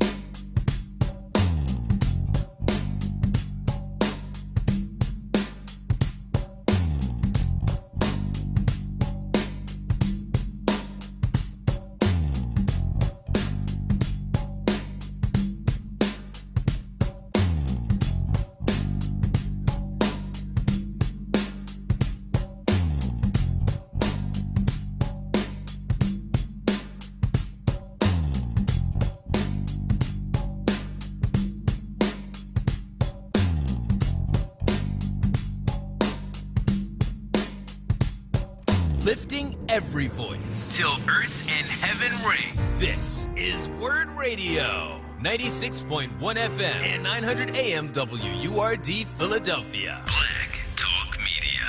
WURD TV. We're streaming live video of this conversation right now. Tune in on YouTube at onWURD or on Facebook at ForWord. WURD TV. Black Talk Media. You're listening to Evening Words, hosted by Nick Taliaferro, exclusively on WURD Radio, 96.1 FM and 900 AM WURD. Back with you, ladies and gentlemen, on the final hour of Evening Words here on WURD AM 96.1, AM 96.1. Make that FM 96.1, AM 900. They do this just to humble a brother, you know. They let me go through the entire program from 4 until 5 and then 5 until 6. And then at 6 o'clock, they bring out an actor. You know, they bring out an actor who is, you know, good looking, you know, with a fashionable beard, and they do it just to humble me. That's the only reason they do it. And we are joined today by a gentleman who hails from Haitian stock. He's Haitian American and a theater-trained actor who is fluent in French and Creole. Started his acting in his senior year at his high school in Miami and has been continuing his career as a thespian. You have seen him in such television series as Burn Notice, Love That Girl, Bad Girl Island, and also in films like Mega Shark and Crocosaurus. Why that one did not win the Oscars, I do not know, but we are joined today by our thespian friend, Bashir Sylvain, and he joins us to talk not only about his craft, but also about a serious thing that could save your life. Bashir, welcome to WURD. Thank you. Thank you for having me, man. Thank you for having me. I'm very happy to be here and glad to have this conversation, man. Well, you know, before we talk about the conversation, I mean, looking at you, of course, you appear to be the absolute picture of health, and so that defies what we'll talk about in a moment. Let's talk about your craft and what you do as an actor. If you could help somebody to understand the one thing you think most people misunderstand about what it means to be an actor, what would you do to set the record straight for us? What do you wish that people understood about your craft that we just don't know? I would say, number one, I would define the way I defined it, because everybody is different. But the way I define it, just so I can make it more practical for everybody else, is it's the study of human behavior. You are basically studying human behavior, and to the point where you create situation where you manipulate yourself in any environment so you could behave truthfully to whatever the situation is. So as an actor, we use our instrument, our entire body, to convey, you know, any type of situation. So it's not just about being emotional and just, you know, being dramatic and crying on cue, but you're learning about everything that needs to deal with human emotions, human behavior, physicality, and all that. So that's why when you are mesmerized by the greats, it's because they're doing more than just being emotional. They are conveying a behavior that you're just like, wow, this is either familiar or this is different. And what's beautiful about it, we get to do make believe. You know, we get to create a certain truth. You know. I mean, and this is fascinating. It's not something that I would ever do. The idea of putting this face in front of a camera and then telling people, now pay to see it, is something I just don't think about. But, I mean, give me some of the positions that you've been in as an actor, some of the roles that you've had to inhabit that have been a stretch for you, that have been so challenging for you, where you thought, hey, man, I'm not even sure if Bashir can pull this off.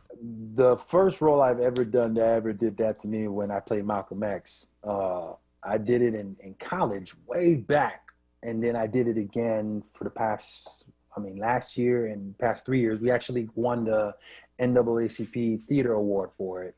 Wow. I played Malcolm, and it took years to get to a place to even capture this man's essence. And yeah, that was definitely one of the most challenging ones. And there's a show coming up called Black Summer on Netflix that I did this summer. I got a chance to work with a really good friend of mine, Justin Carey, and we were in the woods in Calgary, cold, chasing zombies. And that was pretty challenging as far as the physical world, but it was also one of the very first roles where it was just only me and him, and no, basically the leads of the episode. And to carry that on your own is it's challenging, and I got to taste of that. Well, the fun part is what we've shared so far, and then we're going to get to the real part. We're joined today by Bashir because he's not only here to talk about his acting, but as you all know, WURD has formed a partnership with the Colorectal Cancer Alliance and Independence Blue Cross Foundation, along with Penn Medicine and LabCorp, to create an initiative called Go to Know. And we're talking about getting people to investigate and to discover what their colorectal health might be. Colorectal cancer is a killer in the Black community. If you are looking at this broadcast right now, or even listening, you can tell that Bashir, just by talking about what he did as an actor, he's young, he's healthy. What brings you to us today to talk about colorectal cancer and colorectal health? Well, it's something that is, so a lot of people know, like colon cancer is probably one of the most rapid things that happens in our Black community, number one. Yeah. And it is something that a lot of people miss because it is a silent killer. And having gone through what I've gone through with my wife passed away from colon cancer. Oh, sure. She got it at age of 32. Her 32nd birthday. Her birthday is actually tomorrow. Man.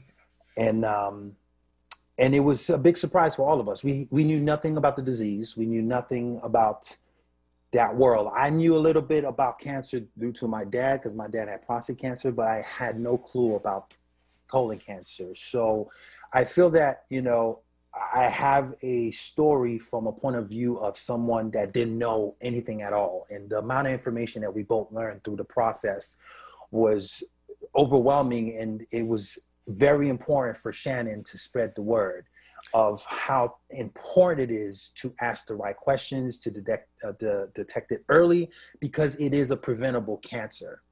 And that is one thing. If anything comes out tonight, I want people to understand that there is a cure. You can actually stop this. And a lot of it is really getting tested or getting a colonoscopy to make sure that you are healthy. And our community, there is a big stigma behind a colonoscopy. There is a whole lot of, also, we don't trust doctors. And coming from an island like Haiti, and we're not the most trustworthy to doctors as well, what I've learned is that testing and getting a colonoscopy is probably one of the most important things that you need to do ASAP. And because of Shannon's age, we realized that it's not about waiting till you're 50. If you have history in your family, you have to get tested. If you see blood in your stool, you have to get tested. It's important. It's really important. Bashir, first of all, my condolences to you for the loss of your wife, man. My heart walks with you through that journey of sadness. I'm grateful for the joy I see on your face now, but I can only imagine what absorbing that loss was like. 32 years of age. You made the point that we often talk about waiting till I'm 50 or so to take the test. I'm trying to imagine, what could your wife have been thinking, and what would have led her at 32 years of age to discover that she had colon cancer? And it was all by chance to finding it, number one, because she went to a regular checkup to her doctor, and she was fine. And then the doctor asked, is there anything else? And she was like, well, there's a little faint blood in my stool. And she was just like, well, that could be anything. So they gave her some medicine, and it's like, if it still happens, then, hit us back. And she took the medicine, and it was still faint. It was not even a lot of blood. It was a very faint blood in her stool. She went back, and she was like, well, let's just do a colonoscopy just to be sure. We just want to, double check. And she got a call the next day. They found basically a foot of her colon was infected with polyps and was cancerous. So they had to do an operation, and they took a foot out of her colon. And it happened fast. It happened fast. And determined, just because of the amount of damage that was happening, they imagined that she was living with it for 8 years.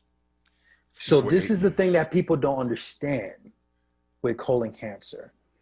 You look perfectly fine when you have colon cancer. You don't feel it until it's too late.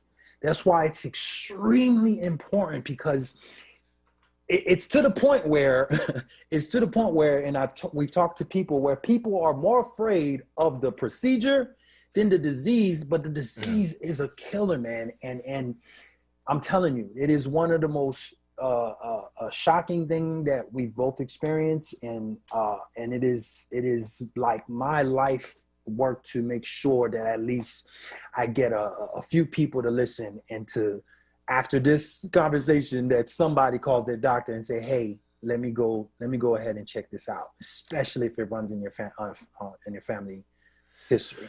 When we come back, I want to ask you about that family history, but for those of you who are listening, and look, this is gripping, one of the reasons that I am at least momentarily comfortable is because just today I mailed back my FIT kit. For those of you who are listening, WURD, in partnership with the Colorectal Cancer Alliance, along with Independence Blue Cross and Penn Medicine and LabCorp, have teamed up to launch this initiative called Go to Know, where you can get a preliminary test in your own home. You don't need anybody to come in. It's a very simple thing to do. It's called a FIT kit, and all you need is about 2 minutes to get it done. You mail it away, and then they'll let you know what you need to do best. Now, if you want to get a FIT kit, first of all, the Colorectal Cancer Alliance is making it free. Go to WURD's site, wordradio.com. That's wordradio.com, and you'll see a banner right there at the top of the page that says Go to Know. Click on that banner, and they will tell you how to get a FIT kit mailed to you free of charge. Or if you're not the kind of person who wants to do it online, to find your information online, give a call to 1-877-422-2030. The number again is 877-422-2030, and you can get your free at-home FIT kit screening test, and you will be on the way to getting the information that you need to take good care of you. We're joined by Bashir Sylvain, who is an actor who told us the heart-rending story of how his wife discovered at the age of 32 that she had colorectal cancer at 32 years of age. You made mention of the fact that if it's in your family, was this a part of her familial history? Well, no. That's the thing. Wow. That we found out. She didn't know until she asked her mom. Okay. And once they did the research, and she found out, oh, actually, you do have someone that passed away from colon cancer. But again, a lot of it is not, especially if it's in the past, there's no records, you know. Right. And we were lucky enough to ask around and make sure to just find out, because they say that all the time. There's like, oh, if it runs in your family, you should definitely be, you know, at least get tested, or, you know, make sure that you double check earlier than the age. I'm glad that they moved down the age to 45, but I think they should just open it up to anyone that has family history, or anybody that feel like they need to have a colonoscopy. Mm-hmm. They should just allow you to have it. And usually also saying, if you do have proof, or if you say that it does run in your family, there's a good chance that their insurance might pick it up as well too, which is another good thing to. You made mention of the fact that there were little spots of blood, nothing serious, but just little spots of blood. As far as her physical health was concerned, had she felt tired or sick or any? Yeah, she did, but she worked a lot. So for her, it was just like, oh, I'm tired, you know, but, you know, it makes sense. And she would be a little fatigued, but not too fatigued, because my wife was so energetic. It's not even funny. And fun and hilarious. And I'm going to grab her picture real quick just so people could imagine what she was like. And the picture that I have with her is when she was in her second year. And yeah, I mean, you know, she had stomach issues, but she just always thought it was either, you know, bloated or something, but she never felt anything bad. Like I said, you don't feel abnormal to the point where you're just like, oh wow, I need to go to the hospital. You just think like, oh, either I'm having a bad week or, you know, I ate something bad or whatever. But once she finally, you know, got the colonoscopy and they saw the mass that was in her colon, that, you know, and then that's the thing that kind of messed me up, is when they determined from what they removed that it was in her system for 8 years, because she was diagnosed at stage 4. Diagnosed at stage 4? Yes, because that means it was living inside of her for that long, that it got to the point where it's stage 4. And they actually gave her 6 months to live. And right away, we changed everything. We're both believers. We weren't having it. We were just like, nope, that doesn't make any sense. I mean, she looked amazing. We're like, we're going to fight this to the end. So we changed her entire diet. We went vegan. Raw vegan. Mm-hmm. We a lot of, you know, holistic drugs, and we also did the chemo and all that stuff, radiation, and she went into remission after a year. And then because her lymph nodes, there were so many, I think it was like 13 or 14 lymph nodes that were affected, it spread to her liver, and then it went to her liver, and from the liver, that was it. That the big word there is metastasize, which is what you don't want it to do. I tell you what, we'll take a quick break. This will give Bashir a chance to get that portrait of his lovely wife, and we'll share that with you, and then we'll come back, continue our conversation. Our guest is Bashir Sylvain, and we're talking about his wife, who discovered at the age of 32 that she had colorectal cancer. We'll take a quick pause, and we'll come back and continue our conversation with him and with you. Stay with us, folks. This is WURD. 900 AM, 96.1 FM. I'm Nick, and we'll be back after this. I'm Henry Louis Gates Jr. We are people of resilience. No matter what happens, we fight through the pain. We protect our traditions. We uphold our excellence. So let's protect our lives. With vaccines, we can trust. We can do this. To learn more about COVID-19 vaccines, visit cdc.gov/coronavirus. Brought to you by the U.S. Department of Health and Human Services. The Mattress Man is a second-generation family-owned mattress specialist business since 1988. Open 7 days a week, located at 7421 Stenton Avenue. The Mattress Man discounts Serta, memory foam, orthopedic, and ComfortTech mattresses every day. You deal directly with the owner, Julian, to ensure you get the best price and best service. The Mattress Man offers same-day delivery on most models to most areas. Ask about the WURD discount. Call 215-424-5550.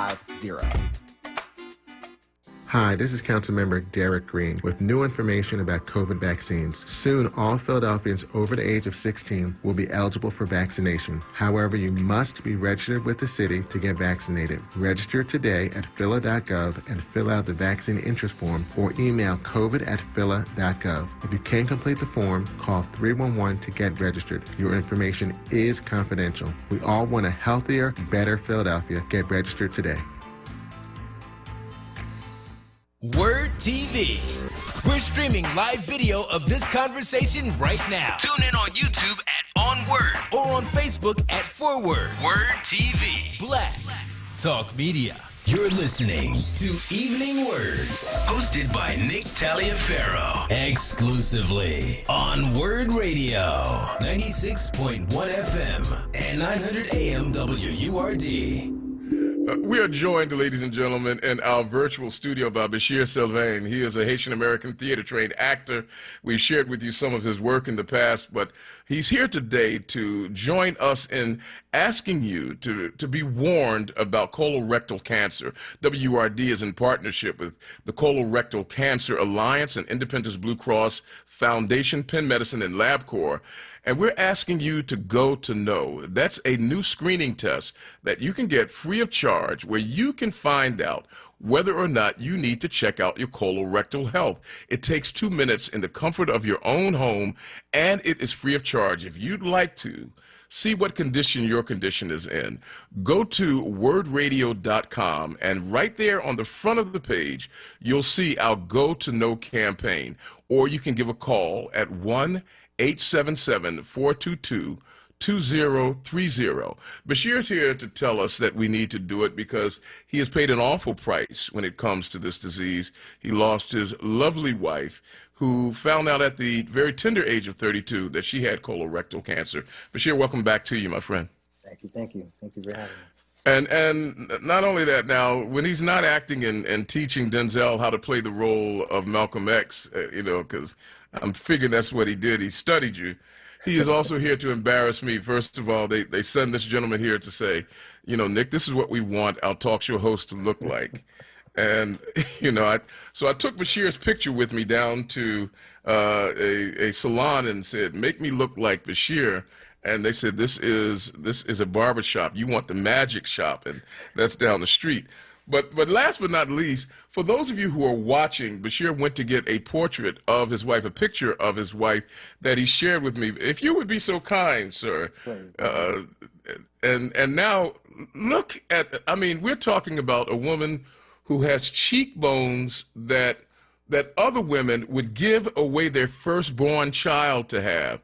She has a set of eyes that, like Solomon talks about, are limpid pools that just exist. This woman is strikingly beautiful. Was your wife an actress also? No, she was not. I think she was a model. I think she was a secret model. I always tell her all the time. I'm like, she wasn't a model. This is from outside. This is a picture that I took.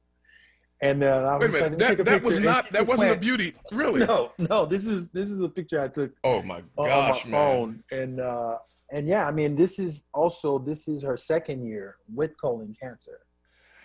You know, this is after she went in remission, and this is the thing I'm trying to say. Like you don't know, and I'm for those that are watching, I'm telling you. It looks different for everybody, but especially with colon cancer, it's a silent killer. You might think you're like, man, I'm fine. What are you talking about? Yeah. And it's extremely important. It's extremely important because, you know, the reason why I could be able to talk as joyful as I do now is because I got a chance to love on this woman the best way possible. I got to live out my vows, and I got to really go 150% in, and vice versa. Man, look, from one man to another, I salute you, but I must tell you that even with your sense of loss, for those of you who were able to see that picture, there are about 826,000 men who said, brother, I will trade with you. I mean, when I say this woman was, and this was not a glamour photo, I thought it was a headshot for modeling. I mean, when I say strike, I'm so embarrassed that I'm talking to a man who lost his wife. He showed me the picture, and I'm like, hey. But she said, look, I will come through that phone, through the computer, and get you. I mean, just strikingly beautiful. She reminds me, did anybody ever tell you this, that she had a look that reminds you of a younger Janet Jackson? She had it all. She had it all, man. I was very blessed to be with one of God's angels. And you know how people say that? I was like, nah, this one was a real angel. Like, you know, It's not poetic. She was an angel, and not only in a physical sense, but for her to do what she did and to create Brown Sugar Rehab, to want to help as many people as she wanted to. I am very honored and blessed to have loved her and still do. Look, I told Bashir, I said, I don't know, Bashir, if you noticed this, but you speak of your wife not in past tense terms, but in present tense terms quite often, because she's still with you and the better part of her. You know, people live on in our memories, and I can understand that. This beautiful woman, you said, helped to create a tool, an arm that would assist others. Brown Sugar Ministry. Brown Sugar Rehab. rehab. Tell us a little bit more about what that is or what that was. So while she was going through that journey and while we were learning all the stuff, she took it upon herself to make sure that she educated the Black community. That was her goal. And so she created Brown Sugar Rehab because one of the things that she found out is that sugar is one of the most horrible food to eat that actually feeds from cancer. They feed the cancer.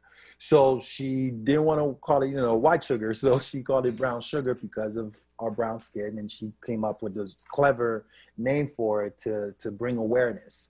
And her goal was for Brown Sugar Rehab to be a company that provides colonoscopy to help people have colonoscopy for free. That was, the plan. But the beginning, she was at the beginning stages of bringing awareness. She did a PSA and she got in contact with Colon Cancer Alliance, which we're planning to partner up and basically continue her message and make sure that we reach that goal of hopefully one day to where we could assist families that can't afford it to help them get, all the procedures that needs to be done. One of the things that happens when loved ones become ill, especially people with whom we are connected through relationships, intimate relationships, we go from simply loving them to caring for them.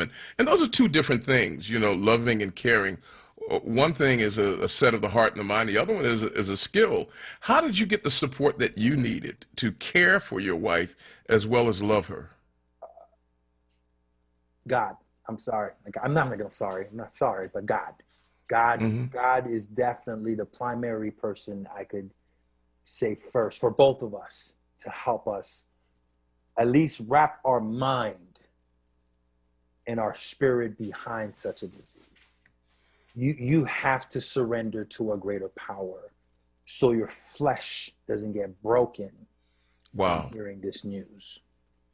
So we were very blessed to be armored with God's spirit and God's words and people of God around us, from our family, from our LA family, from friends.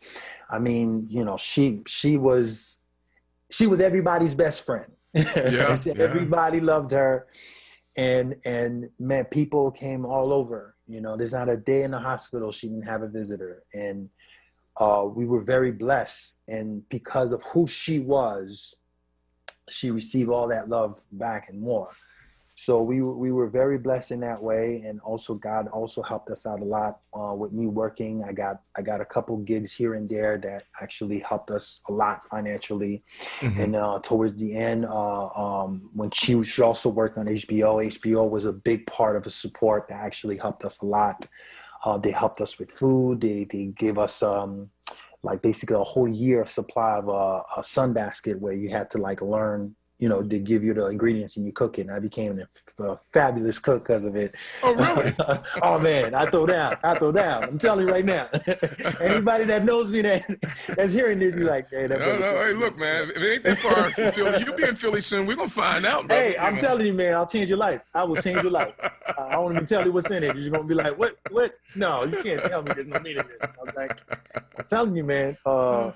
But yeah, and the support of each other and really, I'm telling you, man, as horrible the idea of this has happened to me, but the manifestation of allowing us to love the way that we did during this, man, I can't wait for the day where I could tell that story one day in a bigger scale, whether if it's a book, whether if it's a movie, whether if it is, because there is a big thing about the caretaking of it too. And this is where I feel that I could really help as well, not only giving the information that I learned with her, but also when you are dealing with someone that is terminally ill, of how to mentally prepare yourself and approach it, because you're not prepared. No, but there's no book. There's nothing that tells you. No, none at all. And yeah, choosing life no matter what. Choosing life no matter what was probably the most important thing for me, for both of us throughout the process. We never said, oh, well, what if we never talked about, oh, you know, what if this happens? I mean, we mentioned a couple things here and there, but it wasn't, it was always like, let's always go for life. And life is not, it's not pretending or trying to force yourself to believe that the result is going to be better. It's no matter what the result is, always choose life. Always choose life. Always choose life. Always choose love. Always choose what is the best thing I could do right now. Because regardless of the results, you're always pushing love. You're always pushing positivity towards it. And you can't really lose in that way. I mean, of course, there's the physical loss, but I'm telling you, I am the way I am right now because of what we chose together and how we decided to take this on. You know, I look forward, I mean, as a fellow believer, I look forward to the day when I can tell your beautiful wife, you gave birth to quite a husband. Your testimony and your witness, man, is strong and it's glowing, and one day you'll get a chance to renew that with the woman who helped you to build it. But I want to ask a somewhat existential question. I mean, because your wife was a beautiful woman, and we love one another, not only with our hearts and our heads, but through the vessels that are our bodies. You know, her arms, her face, her lips, her eyes. And then at a certain point, the very body that you have loved her through betrays both of you. The body begins to fail, and it starts to take away your loved one, because it simply can't support her spirit and her soul anymore. How, you know, I know what you said about God being there, but how challenging was that when you realized that the essence of the person was still bright and shining, but the vessel, the container that it was in, just couldn't hold her anymore? How did you come to terms with that? Not until, I didn't come to terms of it, to terms with it until the last day. Wow, man. Oh. Literally, I mean, I literally walked her through to her transition. Literally walked her through. She passed away the day after our anniversary. She held on. Bashir, man. She held on until she got home. We celebrated our anniversary, and then the next day she passed. As her body changes, if it goes into your liver, you know, the fluids, your legs get swollen, your stomach gets swollen. And it was so incredible how we together, we kind of like went with what was happening. So when her stomach was getting swollen, we were like, literally, people would pass by and say, congratulations. They thought that you were having a child. Yeah. But both of us took it so what, because we're like, oh, we're gonna have that one day. And so it was almost like, oh, we're practicing. And to see her, and she still looked beautiful. And her legs would be swollen, man. It was, you understand, it was like I got a gift to massage her foot. You talk about the body and the flesh and everything. I got to really love on my wife through sickness and in health. And to still have that same amount of love when she was perfectly fine to when her feet are swollen and I'm pressing the water out and I'm just like massaging her, or I'm taking the fluid out of her stomach, and to still have that type of love. I'm telling you, all the way to the end. That was until she was gone. Then I had to go, oh, I have to deal with her being gone. Because as long as she was here breathing, man, my mind was just like, okay, this is another side of love. This is another side of love. It made me realize what they always talk about, loving forever. It takes forever, because all the changes that happens to you, you're seeing people in different aspects of your life. And it's like, you got to love every moment of it. And so I got a chance to do that every single changes that happened, from when everything was fine to when she started getting chemo, she started getting skinnier.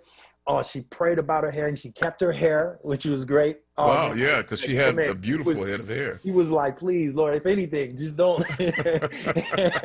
And she got to keep it. She got to get to do a little hairdo and everything. So, I mean, as much as you know, I'm sure everybody has different stories, but for me, it's not until she closed her eyes and went away that I actually had to deal with the fact that her flesh was no longer there. We're speaking with Bashir Sylvain, who's an actor who's sharing his very poignant story about a woman that he loves and who physically has been taken from him by colorectal cancer. When she was 32, she discovered that colorectal cancer had invaded her body, and she waged a valiant fight for the next 3 years. But ultimately, the cancer had a say, but not the final say, because both of us are believers. And Bashir is with us to remind you and to remind me and to remind all of us, don't take for granted your health. WURD, in partnership with the Colorectal Cancer Alliance, along with Independence Blue Cross Foundation, Penn Medicine, and LabCorp, we've teamed up to launch an initiative called Go to Know.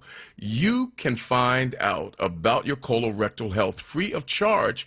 Go to Know is a public health campaign that will allow you to do so, because we want to stem the tide of mortality in the Black community from this disease.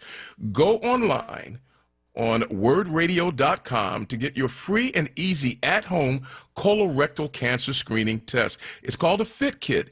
It takes 2 minutes. I did it the other day. It takes 2 minutes, and you can do most of that just sitting down. I could be indelicate and tell you what I mean by that, but it's just 2 minutes sitting down, and then you mail something away. It's just that easy, and it's free of charge. It doesn't take any fasting. You don't have to go through the colon cleansing prep. All you have to do is live your life, and 2 minutes will allow you to find out about it. If you want to know more, check it out online, WURDradio.com. Click the banner that says Go to Know, or call our friends at the Colorectal Cancer Alliance at 877-422-2030, 877-422-2030, and learn how you can get your Fit Kit for your at-home screening today. We want to end on a good note, Bashir. I mean, and that is, your story is not a story about loss. It's a story about love. I mean, this is not a loss story. It's a love story, and it may have been interrupted for a moment, but the love is the bridge that'll carry you on until the time that you get to meet her. And during the days that you are functioning without her, you know, the best revenge is living in such a way that people know that your life was touched by an angel. So give us a little bit of what's happening in the life of Bashir going forward as an actor.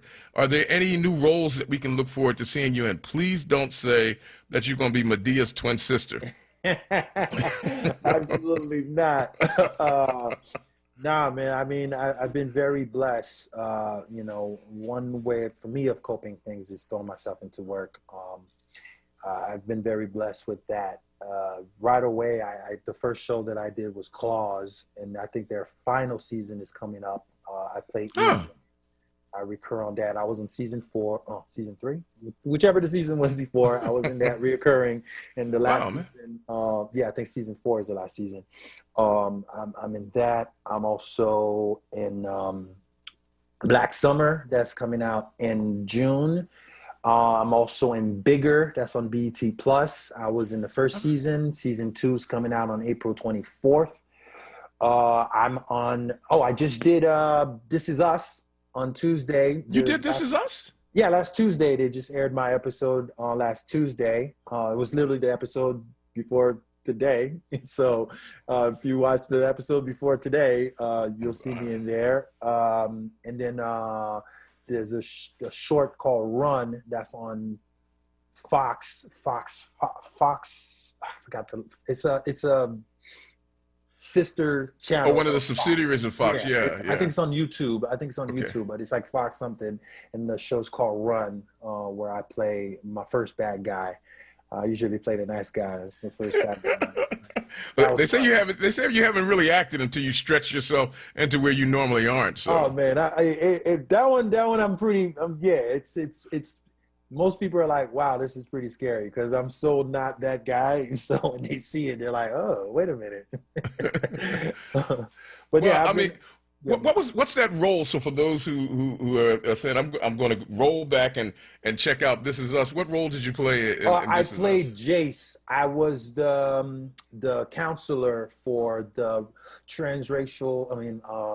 Transracial adoptee a support group. I was the leader of that group, and Randall comes in and he's in the group, and I'm leading the group, and It looks like I might come back from the way the episode ended. Go ahead, man. If y'all love me, go ahead and send NBC some letters and be like, bring Jace back. And maybe they'll listen to you guys and bless me with some more work. But it was great to be able to work with Sterling, Kate Brown, and everybody. Everybody was so phenomenal. That set was just incredible. Well, Bashir, let me tell you how this gets done. Now, now that you told us you're in the role, this is how you do it. You don't go watch it. What you do is you wait until all your friends come over. Then you watch it. And then when you come on, you say, oh, that's a friend of mine. That's Bashir. So you know him. You don't know him. Yeah, tell him, man. Yeah, look, guys. So I want you to know right now, if you hear, and this guy named Taliaferro is talking about, Nick Taliaferro in Philadelphia kept saying he knows you. Look, brother, I'm going to play this up. Oh, I don't need, man. I'm so bad at promoting myself. It's not even funny.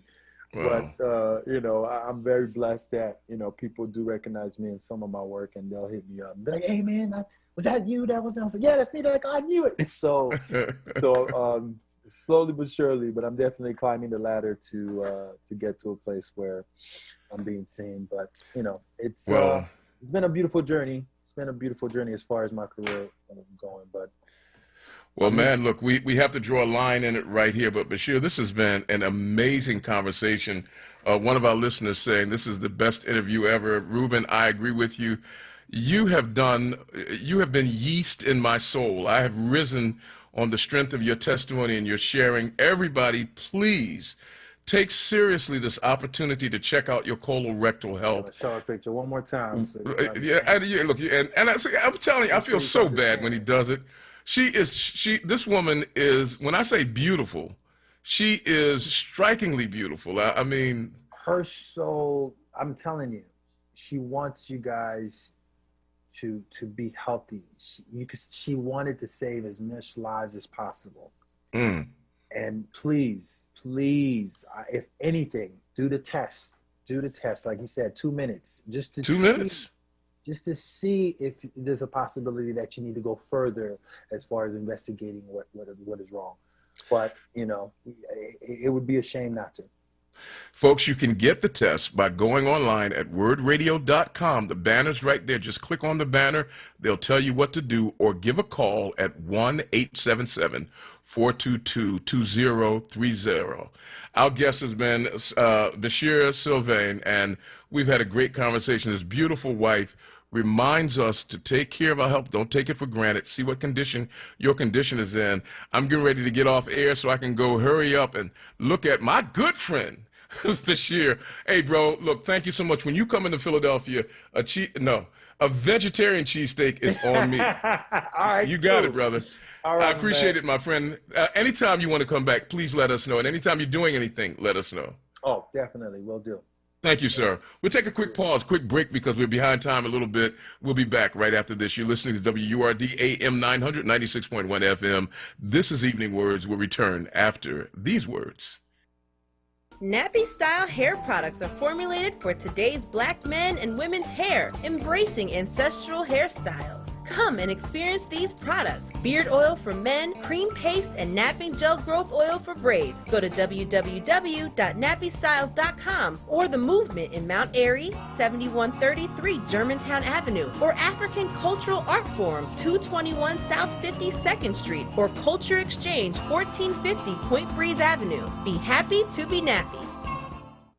Hey, WURD family! Have you heard of the new Go to Know campaign? If not, here is the deal. WURD Radio has partnered with the Colorectal Cancer Alliance, Penn Medicine, LabCorp, and the Independence Blue Cross Foundation to present the Go to Know Fit Kit Screening Campaign. The Go to Know campaign is an at-home screening test for colon cancer. Yup, you heard me right. You can take your own stool sample and mail it back for testing. Did you know colon cancer, if caught early, is 100% preventable? African Americans are 20% more likely to get colon cancer and about 40% more likely to die from it than most other groups. Plus, it is recommended you get screened if you are 45 years of age or older. So for the next 6 months, you can go to wordradio.com and click on the Go to Know banner for your free at-home screening test. It's that simple. Again, just go to wordradio.com, click on the Go to Know banner, and request your free at-home screening test. That's it. Go to Know today. Join WURD Radio for our 6th annual Jackie Robinson Day live broadcast, Thursday, April 15th from 1 p.m. till 4 p.m., hosted by Charles Ellison and Andrea Lawful Sanders. In celebration of Jackie Robinson, who revolutionized Major League Baseball by breaking racial barriers, this year we're taking a look at how Robinson and other black athletes have played a pivotal role in advocating for social justice. You don't want to miss it. Thursday, April 15th from 1 p.m. till 4 p.m. exclusively on WURD Radio, 96.1 FM and 900 AM WURD. Streaming live on WURDradio.com, the WURD Radio app, or watch live on WURD TV via Facebook and YouTube. WURD Radio's special Jackie Robinson Day celebration is brought to you by Pico, Brown's Family ShopRite, and the Family Business Partners, Hers Snack Food, Amoroso's, and Dietz & Watson. The WURD Radio newsletter, keeping you informed, engaged, and connected. Sign up by visiting WURDradio.com. Scroll to the bottom of the page and type your email address under Connect with Us. You'll receive the latest information on WURD Radio, messages from our president and CEO, Sarah Lomax Reese, exclusive articles and multimedia content, and resources. Stay informed with the WURD Radio newsletter. WURD TV. We're streaming live video of this conversation right now. Tune in on YouTube at onWURD or on Facebook at ForWord. WURD TV. Black Talk Media. You're listening to Evening Words, hosted by Nick Taliaferro, exclusively on WURD Radio, 96.1 FM and 900 AM WURD. Hey, folks, look, I got to tell you, every once in a while you have a show that's just so much more fun than you ever thought it could be. Mrs. Caldwell, if you're still listening, I got to tell you, all the way from Holly Springs, Mississippi, I love you with my whole heart. Your daughter is one of my dearest friends, and your son-in-law, well, he all right, too. No, I'm only kidding. I love John as well, and this show is dedicated to you. Eric, hey, man, look, did you hear that love story from that gentleman? I don't know if you were able to listen. I know you got housekeeping to do there, but did you hear that story from Bashir? Ironically, I was stopped. I had done everything usually to do for the show, so I had a chance to actually sit and listen. And you can't write that kind of story. Man, it's just. And did you see the picture? I did. She was gorgeous, and she looked like her soul was gorgeous. Just as. Yeah, yeah. I mean, just a plain old everyday picture that he took. Man, I got to tell you, as a photographer, I know he probably took it out of. That's right. He probably took it. Say it again. I said, that's right. I forgot that you shoot. Yeah. Oh yeah, you know, I'm an enthusiast, as it were, but I can probably turn into something. But with practice, I would like to practice more. But that's a fun thing. The point being that in the picture you could see her, and that picture was picture was he captured taken. her. Yes. Yeah, he captured her. Man, I mean, what an amazing story that was of a man who loved a woman and loves her still. I mean, because it's been about, I think he says 3 years now, and he still carries her picture, and you know, he seems to be content with the love that they shared. I'm sure life goes on, and she would want life to go on for him. But Bashir Sylvain, look, folks, do not miss seeing him. I'm going to go back and take a look at This Is Us. I missed it. You know, it's funny, and I missed it last week. I started to watch it and fell asleep because I was so tired. But I'm going to go back and check it and everything else that he does, because that gentleman deserves our attention. You're going to start following him on Twitter and tweeting him and stuff? Look, I'm going to be a fanboy. I'm telling you right now. People going to wonder about me. They're going to say, what, is he Don't be out here tweeting, my guy. That's my guy. Did you see my guy? That's exactly, you know, my best friend. That's right. We came up there. We grew up together, you know. Man, I tell you, what a really, really great time to have that conversation. Folks, please, I am pleading with you with jawbones trembling and tears as big as horse biscuits. Take the time to check on your colorectal health. I just sent mine in today. WURD, in partnership with the Colorectal Cancer Alliance, along with our friends at Independence Blue Cross and Penn Medicine and LabCorp, teamed up. We've got our Go to Know campaign. It's still going strong. You can find out about your colorectal health free of charge. Just go online to wordradio.com, wordradio.com, and you will see the banner in the first spot. When you look at the page, it'll be right there. Go to Know, and you can't miss it because there is a toilet paper roll staring right at you. You'll say, what's that for? And somebody said, oh, I see the WURD saying we cleaning up some. No, that's not what it's for. It's to remind you that you can check on your colorectal health from the comfort of your home without having to drink the prep, without having to go and be anesthetized. It takes you 2 minutes. That's all, if that. And then you just mail it away and you wait to see if you will receive a phone call. If you get a phone call, then you follow it up. But don't you want to know? You ought to know. We had a love story that we just heard from Bashir Sylvain. And that love story was about a man who loved a woman as far as he possibly could. He wishes he could have loved her further, but colorectal cancer prevented him from doing that. But from a loving place, he tells you, don't let it prevent you from loving your loved ones. Get the test. Go to wordradio.com, wordradio.com, click the banner, or call our friends at 877-422-2030. Let me give you that number again, 877-422-2030. Get your free at-home fit test, or fit kit test rather, and see what condition your condition is in. Hey folks, we got to get ready to go. I want to take this moment to thank all of our guests who joined us. Mel Reeves, who is the community editor of the Minnesota Spokesman Recorder, called us from Minneapolis, Minnesota to give us the update. Andrew Nurkin, the Deputy Director for Enrichment and Civic Engagement, led us into Poetry Month as we shared poetry one with another. I say. We want to thank the two winners of our contest. We're going to get two shirts out to you as soon as we can.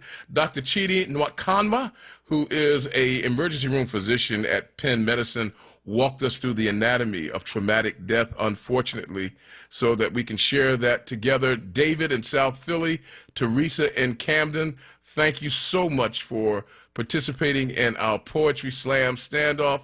Both of you were too good to lose. You were both winners. Friendly Fred, thank you for participating, but you were quoting a song in a couple of places. Hey, on behalf of all the folks here at WURD who make it possible for us to spend this time productively with you, including my brother in maroon, Mr. Eric Nixon, I'm Nick Taliaferro, wishing you a great day today, a better one tomorrow, and I'll see you again right here on the radio. Good night, Mrs. Caldwell. Take care, everybody.